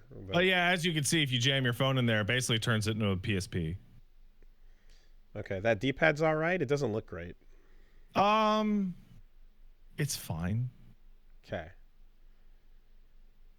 I hate the little. It's better than I thought, but it's not like a PlayStation D-pad. Yeah, I'm hating the nub curves on it, but yeah, okay. If the stick is solid, then you know, it gets the job done. Okay, so yeah, there were a bunch of announcements. There was a bunch of shit that happened. Do you want to get through the bad news first? The big bad news of the day. I mean, which way are we going? The Humble news. That what happened? I didn't get that. Humble Games Publishing is dead now. They got laid off. Everybody got laid off this morning. God damn it! Did that happen while we were live? Right, like 10 minutes before. Right as we started. Okay. And Dave Oshry. No, not Dave Oshry. Cromwell from Larian, the Larian PR guy, used AI detector on the Humble Games statement and found out that it's assuredly AI written, that no one even wrote the statement. Back up, rewind. What I'll send it to you. What is AI detector? Is that exactly what it sounds like? It's a robot you jam text into, and it goes, yeah, ChatGPT probably wrote this. No shit. That's a thing we can do now. Oh, well, yeah, because you use the AI to tell you whether or not the AI would write it like that. That's wonderful. Okay. So do we get to do that with photos and video and all kinds of things now? That'd probably be tough. But teachers need a lot of these types of tools. Yeah. Test for teaching. Okay. Does this look like ArtGerm drew it? But ArtGerm did not draw it. Yeah. So yeah, that's a massive fucking bummer. That sucks. Humble Games Publishing brought us stuff like Signalis. Okay, really? Wow. So, okay, that's the thing. My history of mentally with Humble is I used to buy all those Humble bundles back in the day, you know, some 10 years ago or so, when it was like, oh, this crazy, really cheap pack includes like fucking 10 games in it, and they're pretty good ones. And then I would barely ever redeem them. I would buy a bunch and then not redeem them. There's a Humble bundle going on right now for Dishonored 2, which is weird timing, for like $3. Someone in the chat points out Signalis, Project Wingman, Hat in Time, and Slay the Spire were published by Humble Games. Okay. So yeah, because I'm like, at a certain point, like everyone kind of stopped grabbing those games as much as they used to, and they switched over to being more of a publisher than a like package games broker, right? And like, what year was that? Because I stopped. I don't know. It was a while ago. I haven't looked at or used my Humble account for anything in a very long time, you know. Even when I did use the Humble account, I would just be like, spit out a Steam code. They got bought by IGN. Okay. Yeah, no, it's IGN's fault. IGN. Okay. Because like this is shit, but it's also like I haven't heard of them in a long time and didn't really know what was going on there. But hearing that Signalis and Hat in Time in these games were published by them was like, oh shit, okay, I didn't connect that was the case recently. So, that's mainly what they were about at this point. Got it. Yep. Well, I hope I. So there's your bad news of the day. Okay. I feel like at some point we discussed this some years ago, and I kind of was like, I should go back and try to grab all my keys that I never redeemed. And I did a few of them, but there was still way too many, and I was like, okay, well, is what it is. And then there's just premium good shit like Harada versus Lily Pichu. Yeah. Oh man, Was he there as Harada, or did he in fact go under a fake name? I'm pretty sure he was. I think he was just Harada. Yeah, okay. Because when they asked him, sir, when Sejam asked him what his name was, he was like Matthew something. And yeah, Lily Pichu beats him in the set, and Harada grabs the mic and like after the Tekken and goes like, "I quit this game." That's great. Fucking awesome. And now on Twitter he's like, "I want to run back. Give me another shot." Yeah, no, I want to run back. Just give me a patch to nerf Lily into the dirt first. Oh man, great. Or perhaps wait for the next character to drop because fucking Heihachi's coming. So Harada is joining the likes of Ed Boon. So okay, but you have to the fact that the trailer for the character and story content cuts to the characters in the lore saying Heihachi's dead, and then him in an interview for promotion going completely dead. He's the deadest ever. Like the lean into like, I am lying, you cannot trust me, has never been more complete. I think there's a lot of fun to be had here. I think Raven is now like the dumbest motherfucker in Tekken. Which Victor is on the phone going, dude, what the fuck are you talking about? Like, you need to check your work, man. You're on thin ice, bro. I think Heihachi coming out of the lava looking better than he went in is maybe the funniest thing that's ever happened in fighting games. Like Bison is back on the horse and he's a shell of who he used to be. Yeah, he's like falling to pieces and all that shit. And Heihachi is actually rejuvenated. I'm like scrolling through the Tekken 7 ending right now because I want to say that yeah, you all but see him hit the lava. Like, I'm looking at this screenshot of Heihachi disappearing into a fucking nightmare of flame. Like, the hair is, it's almost black. It's almost young Heihachi again, you know? Yeah, incredible. No one ever really dies. I am glad that they took my advice and brought back the guest character from Soul Calibur 2, Heihachi Mishima, as a new DLC character in this game. The dude from BlazBlue? Yeah. That was so good. I saw people talking about like digging around in the files. Supposedly, there's the possibility that the last character might be Kazumi, a character that was never alive ever in the history of Tekken.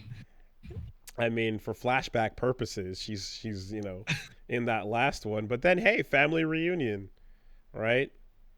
It is interesting. Dude, Kazuya because is like the biggest punk ever now. Like, he has the Akuma problem like multiplied over. Yeah, now we got to see him raging at the shoe collection. Okay, so as washed as Kazuya is, this takes so much fucking shine away from Reina. It's not even funny, dude. Like, Reina immediately to the back. So like, I think Reina's still really cool, but also it's like funny because like Reina was never even planned to be Heihachi's replacement. Heihachi was always going to come back. This is the first season of DLC. They teased her devil trigger, but that's it, I guess. You know, who cares? Look at this fucking mountain school of people, and nobody noticed that they were up there doing electrics at any point. Bro, I'm rewatching this Heihachi trailer, and like, there is a lot of stupid shit happening in this trailer. Of note to me is that like this is a unknown organization of warrior monks that are all happening to be training like Heihachi. Like, I feel like there is an actual legitimate possibility that Heihachi went back in time. I like after falling through that volcano. I mean, that's some wild shit. It would be interesting if it was like, oh, Reina is actually directly taught from him and connected to that group, and that's what her whole backstory is going to be. So we'll see how that turns out. But yeah, I mean, hey, man, that I said everything last time we talked about Bison on this, but it's like, yeah, all right, it doesn't. Time doesn't exist. There's nothing else to it. I had a everybody discussion on social media where somebody was like, I really wish they would let these new characters breathe, et cetera, to which I responded with, who cares? Scissor kicks. I want to do scissor kicks. So, yeah. And more importantly, and smarter than me, is that someone pointed out that, like, they know people that are still asking for Beck. Right. Even though Beck and Hwoarang are literally the same character. And it's like, it's vibes. It's who you gel with. I mean, do you want Julia Chang, JC, the luchador style, or do you want her mom before Michelle? Michelle, you know? Do you? Yeah. Hey man, you want to talk missed opportunities? Hey, we're gonna advance the characters forward. It's a new generation, and this girl's a 1-to-1 clone of her mother. With no changes, same moveset. Do you want Lee or Violet? Shut up! I want both. I actually prefer Violet. I want both. yeah. So, yeah, it's interesting. Like, I was. Why does he look younger after coming out? Because shut up, fuck off. It's Heihachi. Because of the reaction that everyone gave watching that on stream. That's why. And that's about it. Yeah. So, I do. It is also kind of wild too, because like, okay, not every character can get this type of thing. Like, he has the whole being dead bit with him, with his character, and that's a part of the ongoing fucking meme with him. When a game comes out and like there's the big reveals of like, of course this person's gonna be here, it still does end up feeling like sometimes like non-announcements, you know? Yeah. Like when Nina shows up, you're like, of course Nina's. Like, yeah. Oh wow, Nina, the character that's been in every single Tekken. It's like, okay, she's got the guns now. That's cool. Wedding dress, dope. I like that. You know, but yeah. So we're gonna get the full the rest of that pack, the new stage, new story mode, and fucking look healthier than ever, Heihachi. Okay, then we got the tease, and the question is, are you okay? And the answer, it depends on when you ask. You know, Terry Bogard is in Street Fighter 6. He's doing it. Burn knuckle. We saw previews of the costumes that you're going to be able to dress up as Blue Mary or as Joe Higashi. Yo, I love these knockoff fucking non-characters. They're fucking hilarious.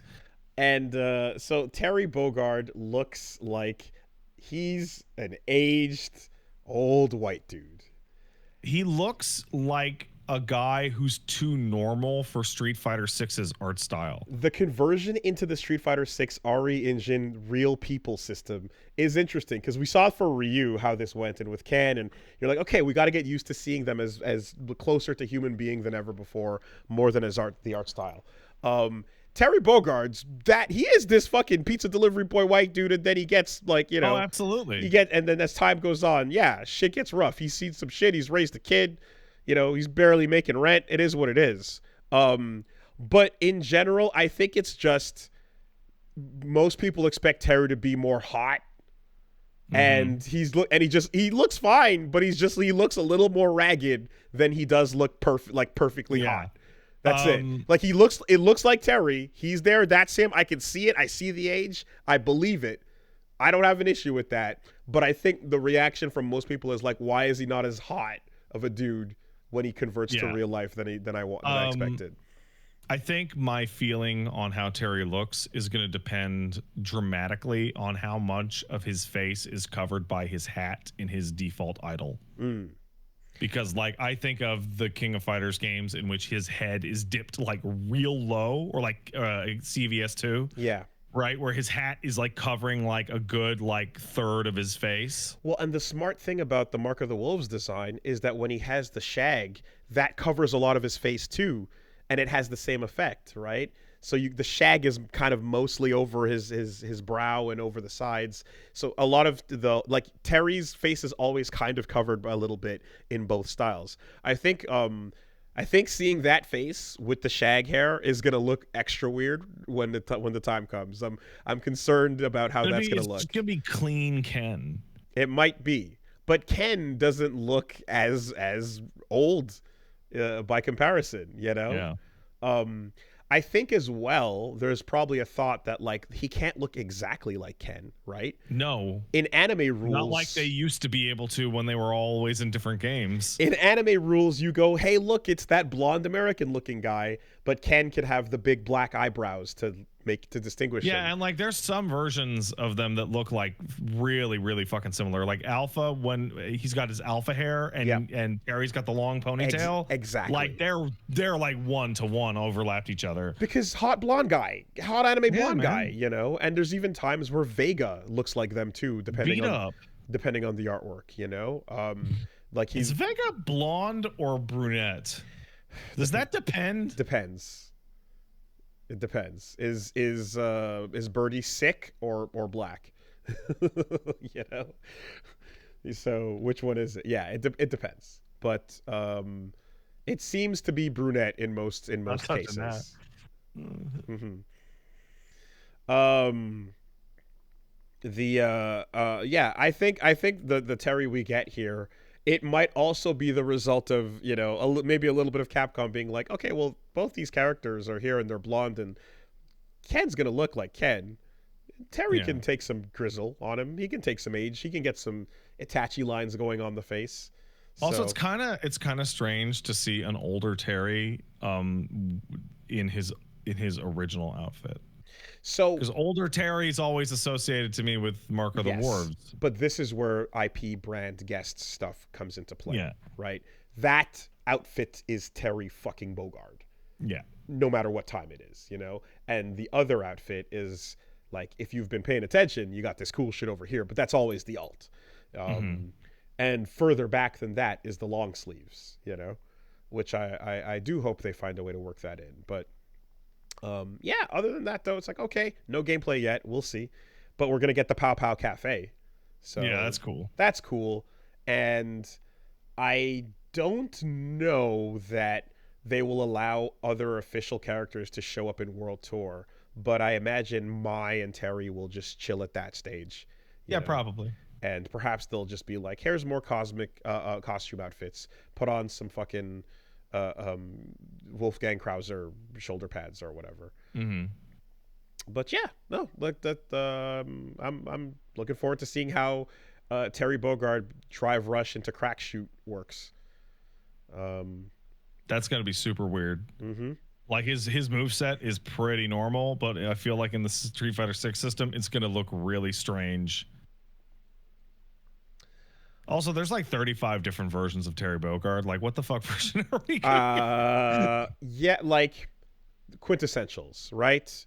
Yeah. I could, and like they've mixed and matched in some cases too. Like I can see, you know, Power Wave being a full screen projectile, but then like the OD version being like the big utility, like short range one, or vice versa. Yeah, you know, like is he gonna have the power dunk or is he gonna have Rising Taku? Both. But I think the because Capcom versus SNK 1 had like the EX mode where it's like we gave them all their moves that you would remember, and then the default was we picked the ones that were the most iconic, you know. So Rising Tackle, Burn Knuckle, Power Wave, Power Dunk, Crack Shoot. That's the 5, you know. And if you're feeling frisky, you can do the shoulder shackles as well. Then they leaked and revealed the full season of Guilty Gear Strive Season 4. Shocking absolutely no one that girl from the anime is one of the characters. Of course, right? Super called out on that one. It's like the most obvious fucking thing in the world. Her design looks like it's made for it. The what's interesting is how, if anything, the leaked Street Fighter 6 character, the roster and then season, have changed the announcements for 2 games now. Because Street Fighter decided after that initial full roster leak to continue and announce the full season at once. And I think, and they realized that it was like, yo, people get really, really hyped for the full announcement. It's still awesome. Like, and it doesn't hurt the releases of each character as much, because while it's not that shockwave of holy fuck, the character's here, it's still a shockwave of we can get to see them gameplay of the character, and then the actual them showing up are 2 still big pops, you know. So we didn't get to see any Terry gameplay, and once people get hands on, there's still subsequent moments that are going to be exciting. So the big announcement of the full roster is it's a way to do this going forward. And Mortal Kombat did it. You know, so now Strive, it's like, here's the full thing as well. I think it's a good call. Strive is like, hey, you want to see some like really rough ass concept art for some of these characters? I think Tekken is still doing 1x1, but Tekken doesn't give a fuck what anybody else is doing. Of course not. But man, this is with this season you got Queen Dizzy, because of course, and with that, you have, Unika, Venom confirmed. He's going to stop or maybe his pastry business shut down. Who the fuck knows? I hope he keeps... Man, Unika looks like she's related to Sho from Ultimax. Jesus Christ. Okay. That's a pull. Yeah, it is. That's a fucking pull, sure. I'm hoping Venom has RoboKai's head to talk to, because they're best bros. And I forgot about that. The end of that story is the head of RoboKai and Venom open up their patisserie.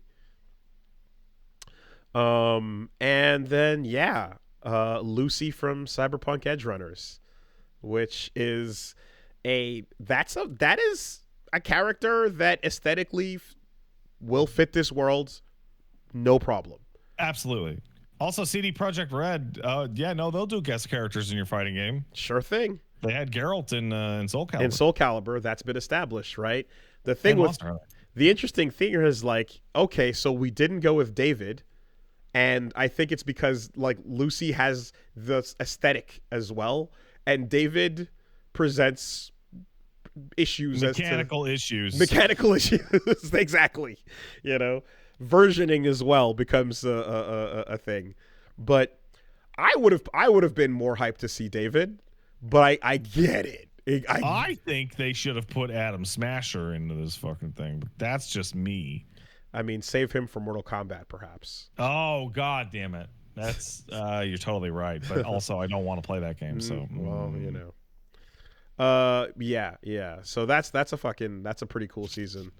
And it's 4, not 5, and I think we're seeing these packs of 4 as well. If each character needs more time to get more love and to be done justice, then it's okay if it's not a pack of 5. You know, I'm fine with that, as long as we don't get a rushed drop in there.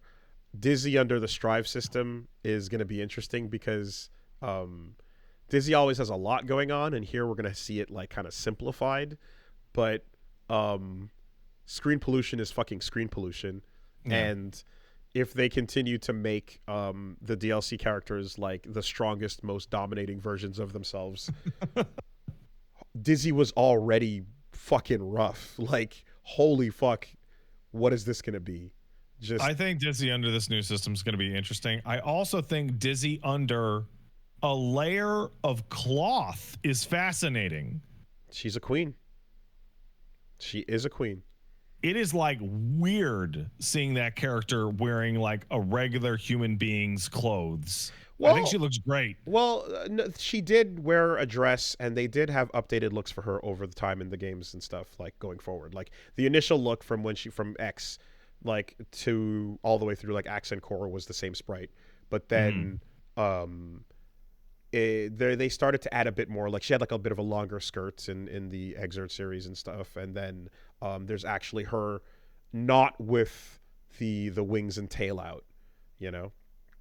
But yeah, that's gonna be fucking huge. So let's see it, and I want to see as well if like, are we basically gonna get Lucy's win pose as like the fucking on the moon shot? You know, probably, like probably, yeah. License some Franz Ferdinand just for Guilty Gear Strive. No, that's not gonna happen. But could you imagine? It would present so many problems for streaming the game. Oh my god, that would be the worst. You couldn't do anything with it like on YouTube at all. But goddamn, would it be hype? Yeah. Anyways, we talked about Kevin Ryan. So alongside that, though, they then just went, "Hey guys, remember SVC Chaos? Unfortunately, we took the ROM." And we swapped out the rollback ROM emulator for the SVC Chaos. Here you go, bam, it's out. And like, there you go, you can play it. That was a CVS game. That was there. It's back. With all its wild win quotes and conversations, because the characters talk to each other before and after the matches, and it's full of nutty shit. So, okay, so they're like, "Yo, if you play this game and someone says some wild shit." It was like 2K3 back then, so don't worry about it. It's cool, all right? It's cool. Yo, shut the fuck up. It's cool. Be cool is essentially what they released with the game. And yeah, for those who are seeing it for the first time, basically when Capcom versus SNK was a thing that came out, Capcom made those games. They made CVS 1 and CVS 2, but the deal was that they each got to make games with each other's characters being borrowed. So on the SNK side, they developed SNK Match of the Millennium, which was a portable game for the Wonder Swan. They made Card Fighters and Card Fighters Clash, which were the two SNK versus Capcom kind of card Pokemon-ish things where you were like a kid walking around using, you know, your favorite character cards to fight each other. And then they made the actual fighting game, which was SVC Chaos. It's I remember I can remember one thing about SVC Chaos. It was always I always wanted to see like what the Capcom characters on SNK Sprite like style would look like. I like it. I love the way they look. Absolutely. And it was really cool because for a long time in Mugen, these things existed. There was SNK Ryu and SNK Ken were characters you could install in Mugen years ago. People would make tons of sprite edits and stuff to see what these would look like. And they were always pretty nice, but like they weren't done like as well as the official ones were. Like they looked really great, seeing these characters looking like kind of human proportions and stuff. Thin Bison kind of lie. It's interesting to see. But like that experiment aside, I think I remember this was like the main problem was the rosters they picked. They had some weird pulls, which I appreciate. This is what this is the one thing. Mars People is fun, and you got fucking, you know, Metal Slug in there and all kinds of goofy shit. Here, there's Goddess Athena and Red Aramer, and 30 characters are playable, and 19 are Shodos, man. So everyone's definition of what a Shodo is a little broader or a little wider, but out of 33 characters, you have Kyo, Iori, Terry, Ryo, Mr. Karate, Genjuro, Ryu, Ken, Dan, Akuma, Sagat, Geese, Serious Mr. Karate, Dan, Evil, Dimitri, Shinakuma, Violet Ken, Shiki, Orochi Yori. It's insane. Yes. It's Sakura, more than half the roster. It's wild that they just Rio and Robert and literally they're all Shodos. Even Not if oops, all Shodos. even so, somebody in the chat says I wouldn't count Terry, Iori, and Kyo. Guys, you know what? Sure, it's still straight up half the roster. Okay, so when people say Shodos in FGC, it doesn't mean someone in a gi necessarily that does a shoryu. It's like, no, it's a fireball, it's a shoryuken uppercut, and usually a body projectile. And a goofy kick. A body projectile of some kind. It doesn't have to be a kick. It can be a burn knuckle, you know, whatever. But usually, it's a fireball, DP, and body projectile. Yeah, no, character. it's like that's it's the, like the rounded opposite bit, right? of my problems with the Hunter x Hunter roster, where it's like this is a big roster of like the same character over and over and over and over and over. It's crazy. So, you know, Terry has a rising tackle, and what is the input of a rising tackle? Sometimes it's charged, but sometimes it's Shoryu. Sometimes it's Shoryu input. So, you know, you take your pick. Depends on which game. But any which way you slice it, it's like half the roster. Yeah, and it's insane. It's like there's no diversity of just the fucking archetype of man, and like they added, and you got your SNK Guile with the goofy hair. You got Balrog. They introduced, that was the first game that gave him the smash, by the way, the diagonal punch. You know, you got your Bison in there, and the Bison who's throwing dice, right? He's throwing dice really hard in that sprite, you know, and so on. But then you just, every game gets its main representatives in, and it turns out that the main representatives of every game are Ryu archetypes. Therefore, every Ryu archetype from its own series is going to show up. You're going to get Darkstalkers in. It better be Dimitri and Morrigan. It is. Fuck. Guess what? They're both Shotos. It should have been fucking Jeddah. No. Morrigan, Dimitri, Shoto forever. Like, yeah, that was the problem. And I just remember that hit me when I was playing that when it came out. I was like, the fact that the secret characters have 1, 2, 3, 4, 5, 6 Shotos is extra nuts. You know. Yeah. And look, it's like, yes, where's Felicia? Where's Tailbane? These are all, Talbane would be great, but if you're picking two and it's not Morrigan or Dimitri, then it's like, then there's that what the fuck are you doing factor, right? You're picking the main characters. That's what it is. If you get 4, then yeah, throw that in there. They really fucked themselves by having like the way that the game is built. It's like, here's Street Fighter 1 characters. Well, I mean, like, really, like, who the fuck are you gonna pick other than Ryuken and Sagat? Remember fucking Red Earth Warzard? Yeah, I do. Remember Tessa, aka Tabitha? Shoto. I do. Shoto. Why not the lion guy, man? Fireball DP. Hey, look, it's Mega Man Zero. Charge shot. Bah. Rising flame. Ridiculous. You know. So, anyway. But yeah, SVC Chaos is there and it's got rollback. So. Not a box, shitheads. I mean, if the emulator won't run, then too fucking bad. Why don't you have SVC Chaos? That's. X-Bob is getting smacked. With a pipe. On the plus side, if you play Ryu or Ken, boy, have I got a game for you. Yeah. If you play Ryu and Ken and you've been afraid to pick any other character because they're just too scary and you're not used to it, I've got a great game. You're gonna love it. SVC Chaos. Just pick anybody, guys.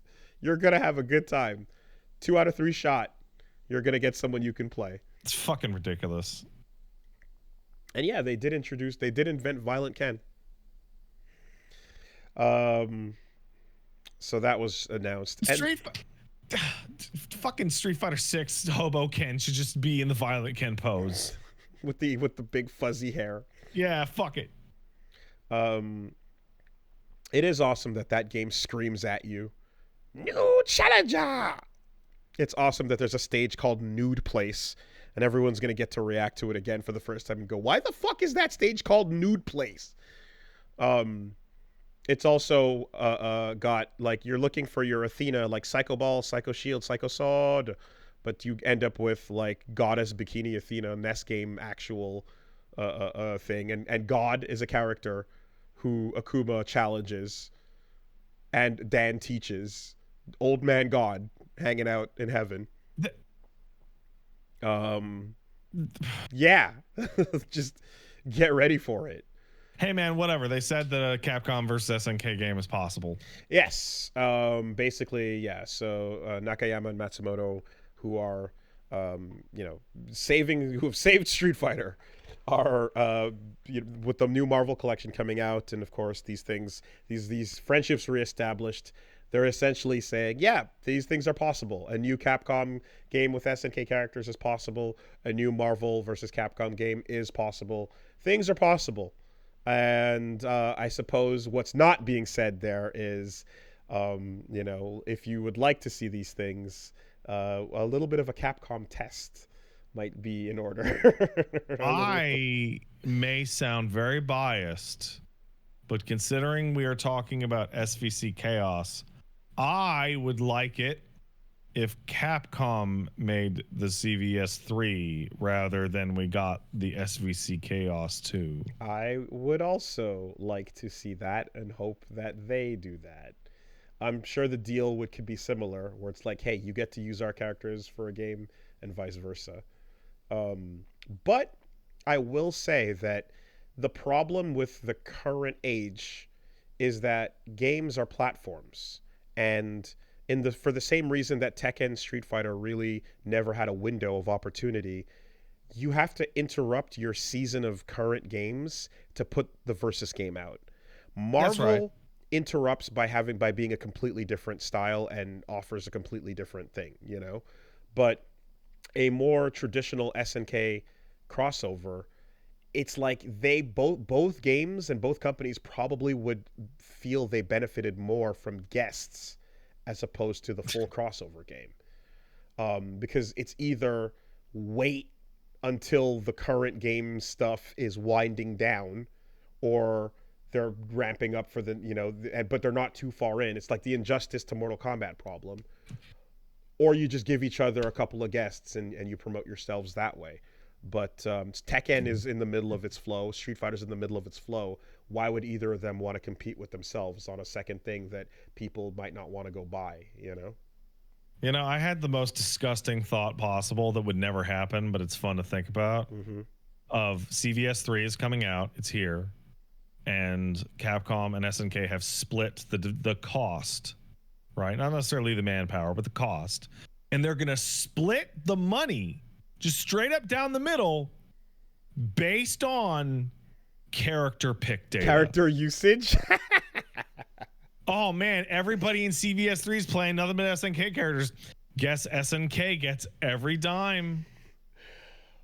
You think the fucking all Shotos problem is the worst it gets now? Oh, yeah. Oh, my God. At that, say goodbye to any interesting pick ever. Literally just metric data. AI will tell you the roster. Go ask ChatGPT who the most popular Capcom characters are. Those are the characters getting into the game. Nothing fun. End of story. That would be insane. Fuck that. That would be so good. And then you just see the new patch has made Terry and Kyo just total dog shit. It's weird. Again, like worst characters in the game.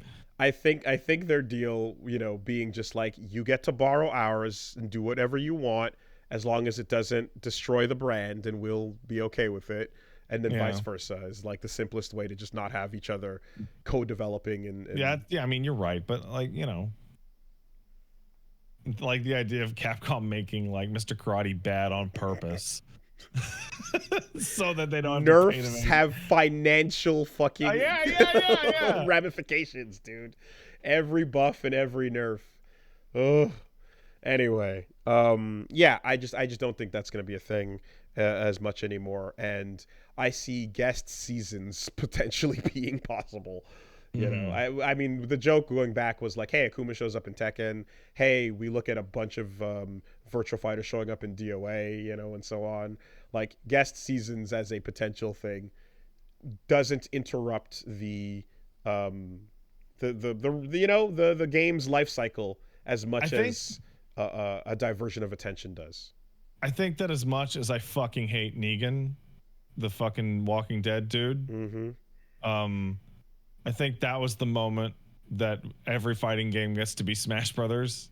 Yes, in which is like, we can do anything now. I mean, we can get anime fucking Polish anime characters in our shit. We can get Akuma over in Tekken. Like, fucking whatever. I mean, Cloud in Smash is also like, it's like because I feel like before there was like, there's some tangible Nintendo connection, right? Yeah. And then Cloud in Smash is like, nah, bitch, popularity. There's an explicit anti-Nintendo connection.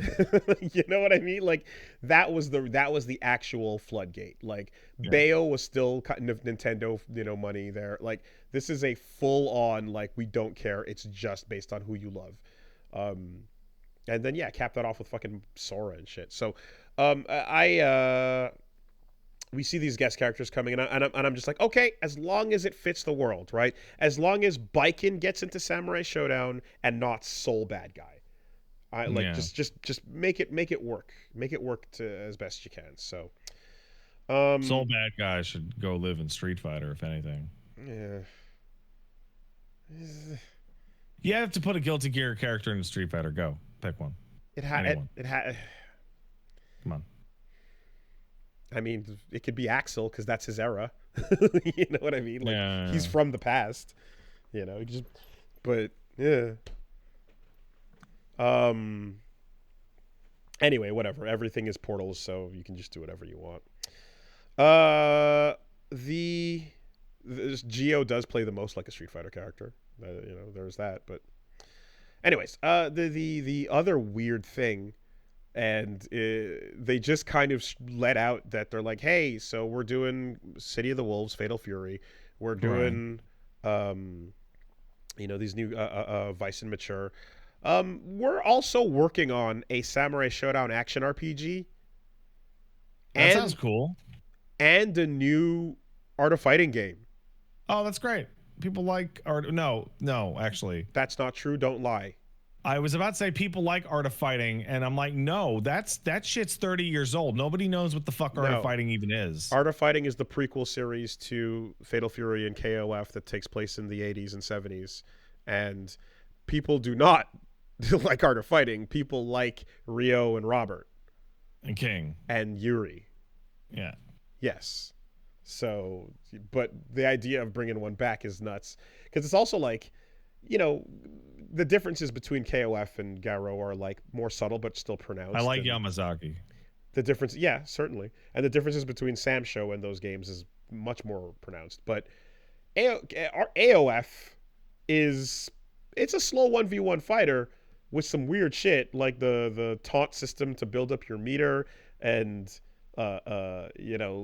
getting tired and like not being able to do all your moves or weaker versions of them, and all of that shit was very odd. It always played very, very strangely, but it did have young Geese Howard in it. Yeah, that's true. It did. So, can we just have Geese Howard be like a perennial character on like most game rosters? Because I think Geese Howard's cool. So Nightmare Young Geese then. Yeah. For some reason.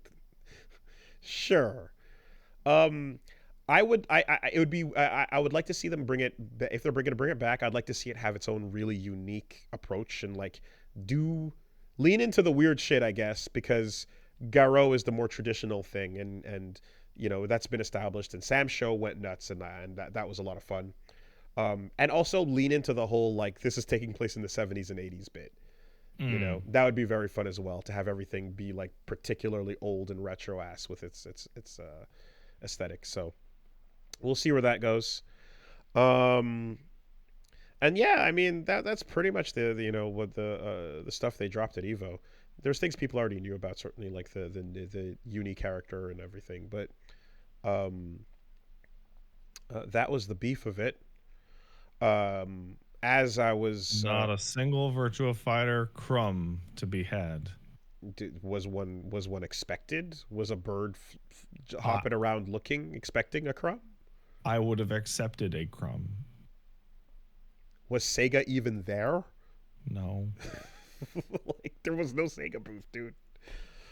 Fudo might have been at the event. Oh, somewhere. he would know. He would know. That's all I. That's go. like the most tangential fucking. You answer me. Why? It's like I'm just good at it, man. I don't. Well, hey, MultiVersus fans, good news. Just spit all of them. Attention, all right, yeah. Attention, multi-nutters. You know what the worst part is, Woolie? Is that the spit take was on the word fan. Mm-hmm. So Player First has been purchased by Warner Brothers. Very unexpected move here. Yeah. So I'm like, I know what's up with that move. Well, I have thoughts as well. Yeah. So Player First develops MultiVersus. MultiVersus is, we saw the state it was in recently after the game went away and came back and was worse for wear. Everything had to migrate and it suffered as a result. And now they're announcing new stuff and people are not really paying attention. And it sucks because they actually had a shot at being like, you know, an interesting Smash clone style, you know, second platform fighter, 2v2 and all that stuff. I had fun with it at first, but yeah, unfortunately, it's rough.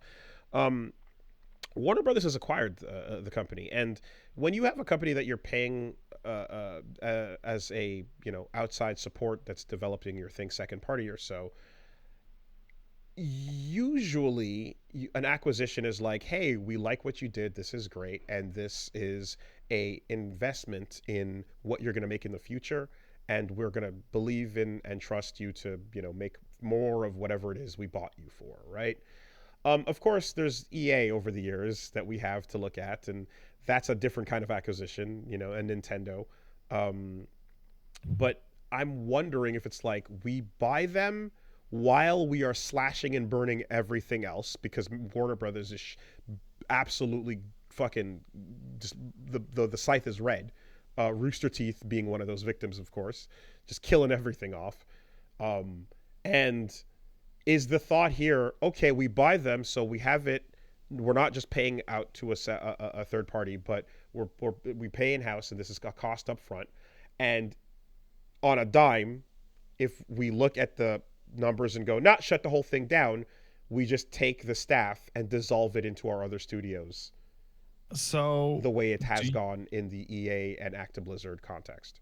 Do you remember over a year ago when WB started to slash and burn things? Mm-hmm. People were like, oh no, MultiVersus just came out. What's going to happen to MultiVersus?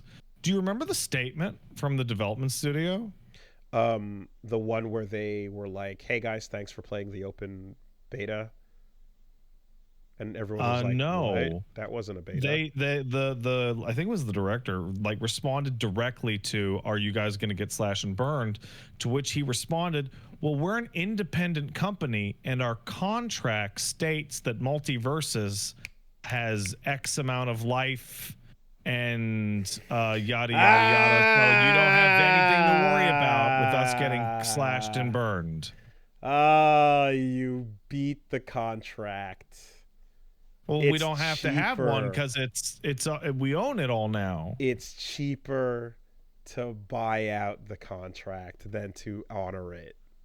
Yep, and then they're gonna fire them, and then they're gonna kill MultiVersus, and once its current run of shit is done, and they're gonna reintegrate the people they want into the positions they want. That, because I'm like, there's no way a company in the middle of like tossing barrels overboard is going to be like making these big acquisitions and going like, yeah, we're looking forward to great things to come ahead for like, what are you talking about? You're on fire. Your boat is trying to lighten its load. What do you know? So yeah, there you go. The thought, yeah, no, they couldn't break their contract, but they could buy it out and then kill them afterwards. Okay, so they were on that's way more plausible, because it takes what I already said of like, yeah. You keep all the employees and the talent and redistribute them elsewhere. And work that internally, but like the process of this game getting an extended like life cycle or anything like that is just fucking absolutely not happening. I mean, shit, if like you're buying the company that last week the news story was Riot canceled their Smash game because of looking at Joe, how you see that MultiVersus is shit? performing. That shit's ass. Let's burn our shit down. It makes zero sense. So, yeah, okay, there we go. That's the B-side here. That's the It's like, hey, mom, lead your buried. dog really smells. I really wish you'd get rid of that dog. No, it's my dog. Hey, what if I adopted your dog, mom, and I'd take care of it for the 10 minutes it takes me to take it to the pound? Psycho behavior. But what about the? Yeah, I guess whatever contractual like signed thing. Yeah. Anyway. Nobody, they can't get fucking sued for breach of contract. If, you know what? If in this analogy, it would be like, Mom, I promise I would never get rid of your dog. Yeah. What happened to the dog? Well, it was my dog. It was my dog. It was my dog. I can do whatever the fuck I want with my dog, Mom. There you go. Yeah. WB is the fucking worst. Oh my God. Whatever is happening has to make financial sense, and that type of buyout. Not true at all. No. That's never been true. Okay. While they're losing money and destroying everything because they're panicking, a big spend doesn't make sense until it's like, what's the actual angle here?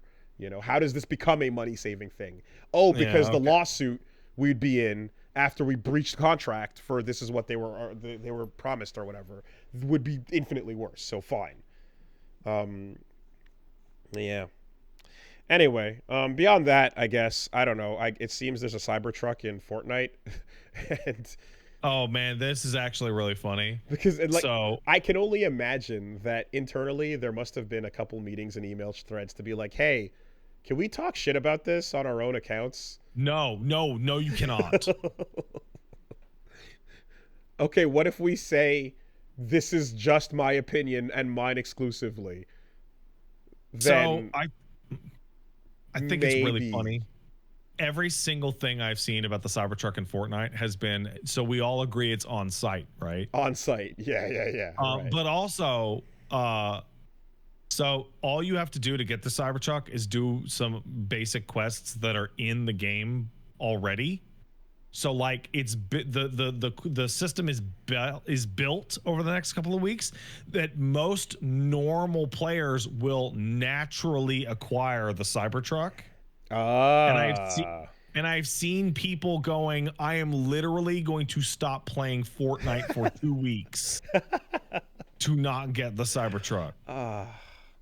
Man, this has done irreparable damage for weirdos like me who want a world where weird Polygon PlayStation vehicles can exist. Oh yeah, no, it's done now. The earth is salted. Because I unironically love that weird looking shit.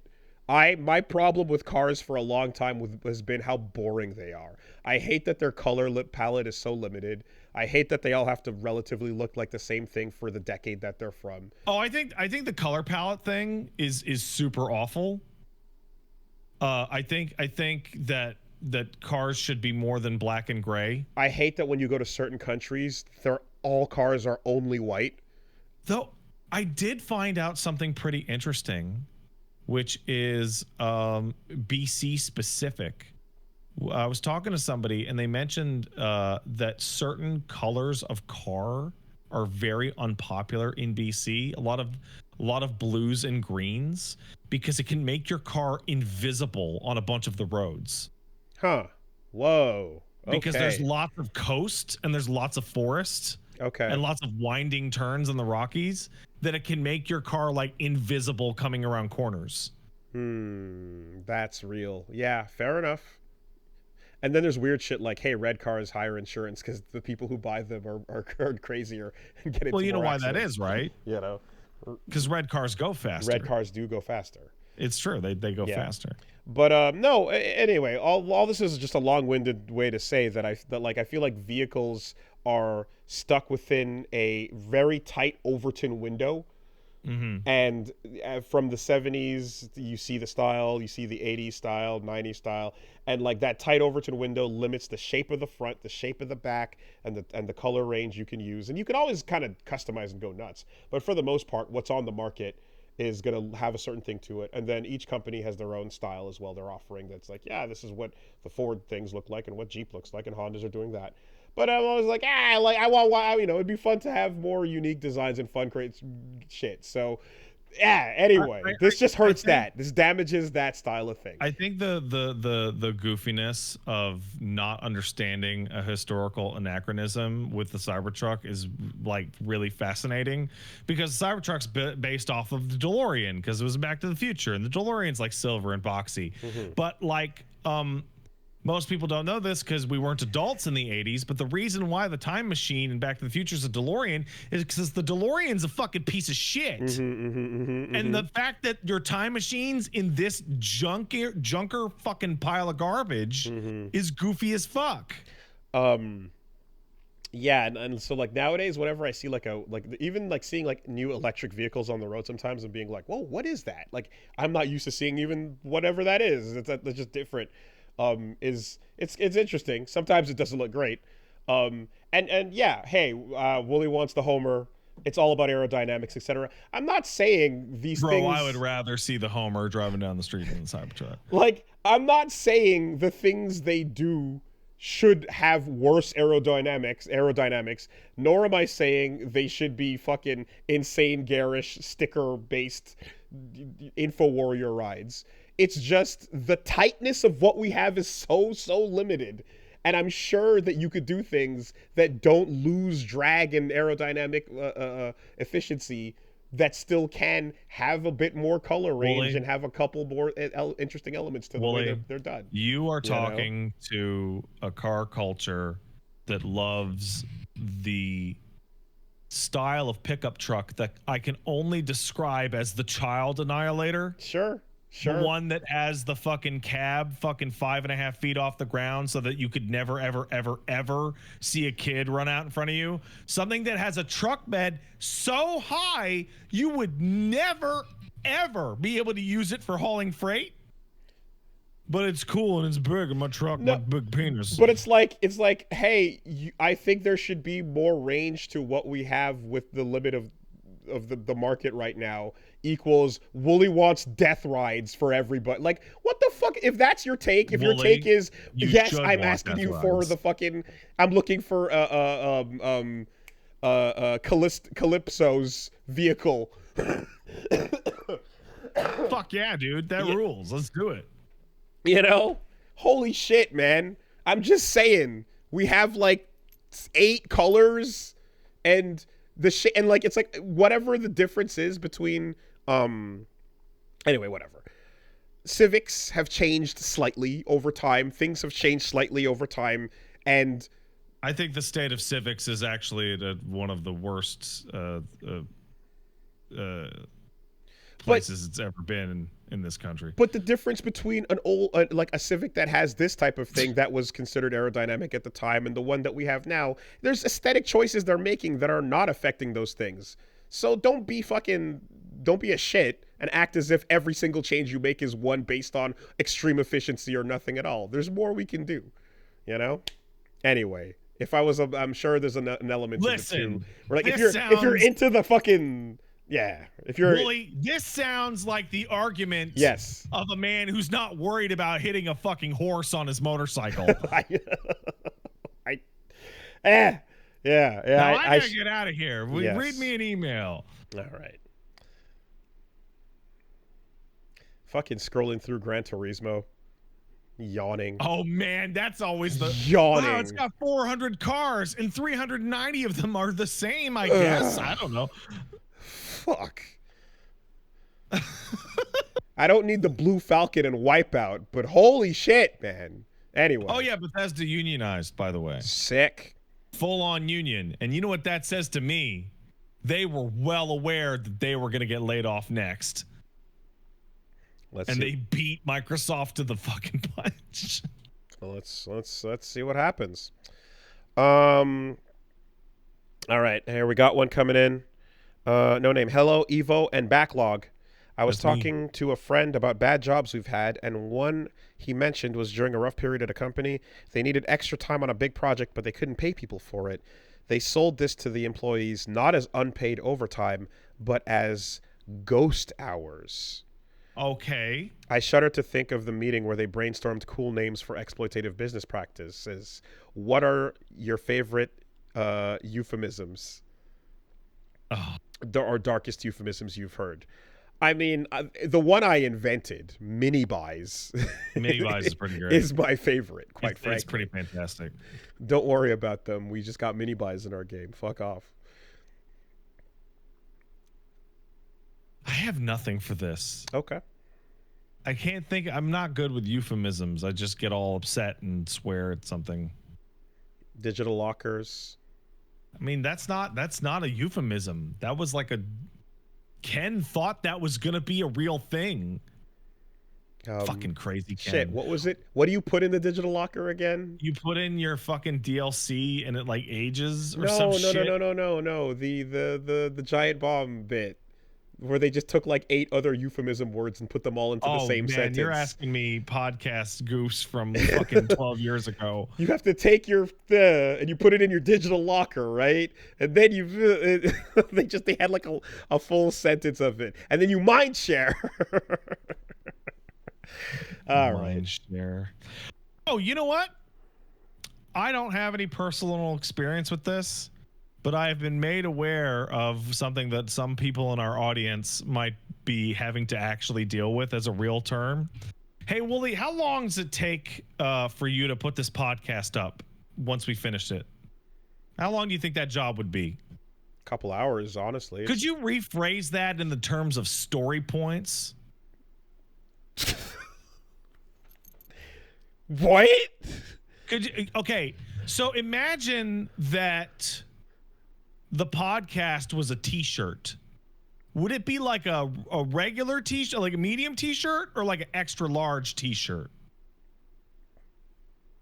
How does that describe the process of editing a podcast? Okay, as you can see, there are people in the chat having anxiety attacks right now over this, because this is a real fucking thing that people in dev have to fucking deal with, because no one wants to hear hours. They want some fucking weird jerk off fantasy version of a timeline that they won't be held to. I think it's called Scrum. Oh, Scrum! Oh, yeah. Okay, well, that's old now. But yes, okay, no, Scrum was a huge business practice thing that was introduced over 10 years ago. This was mid-aughts. Oh, it's still around, brother. For sure. But like, there was people that were touring businesses and doing workshops teaching them how to implement Scrum. Yeah. Okay, all right, sure, man. You know, and you know, like, these waves come and they go. It reminds me of like how, like, almost like church. You know, like a pastor will come to town and pitch a new type of thing for the business, and you'd be like, oh, if we keep this philosophy in mind, we'll be infinitely more efficient, and then this is how we're going to stack and get on our grind and turn it all around.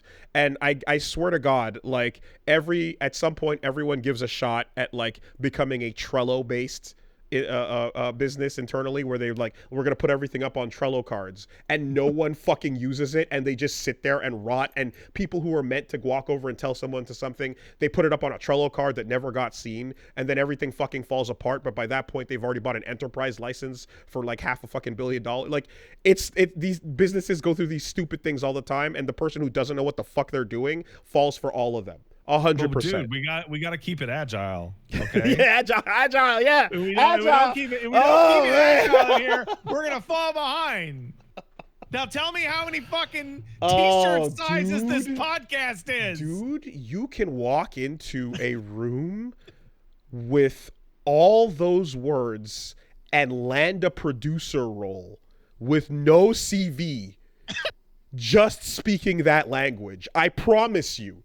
Diagonal jumps from here way up there, and now you're on the production side, and all you did was master the nomenclature. It's fucking infuriating. And then it's a fucking nightmare. And the most important part is, once you get the job, walk around every morning with your coffee, check in and see what everyone's up to, compile all that information and report it back as if you did those things. Yeah, and you know what those things are, and you're on top of those changes. My team only did this because I told them to do it. That's the only reason it happened. Very important. Holy fuck! I'm. Yeah. Oh, that's old damage. All right. Goodbye. Have a good week, everybody.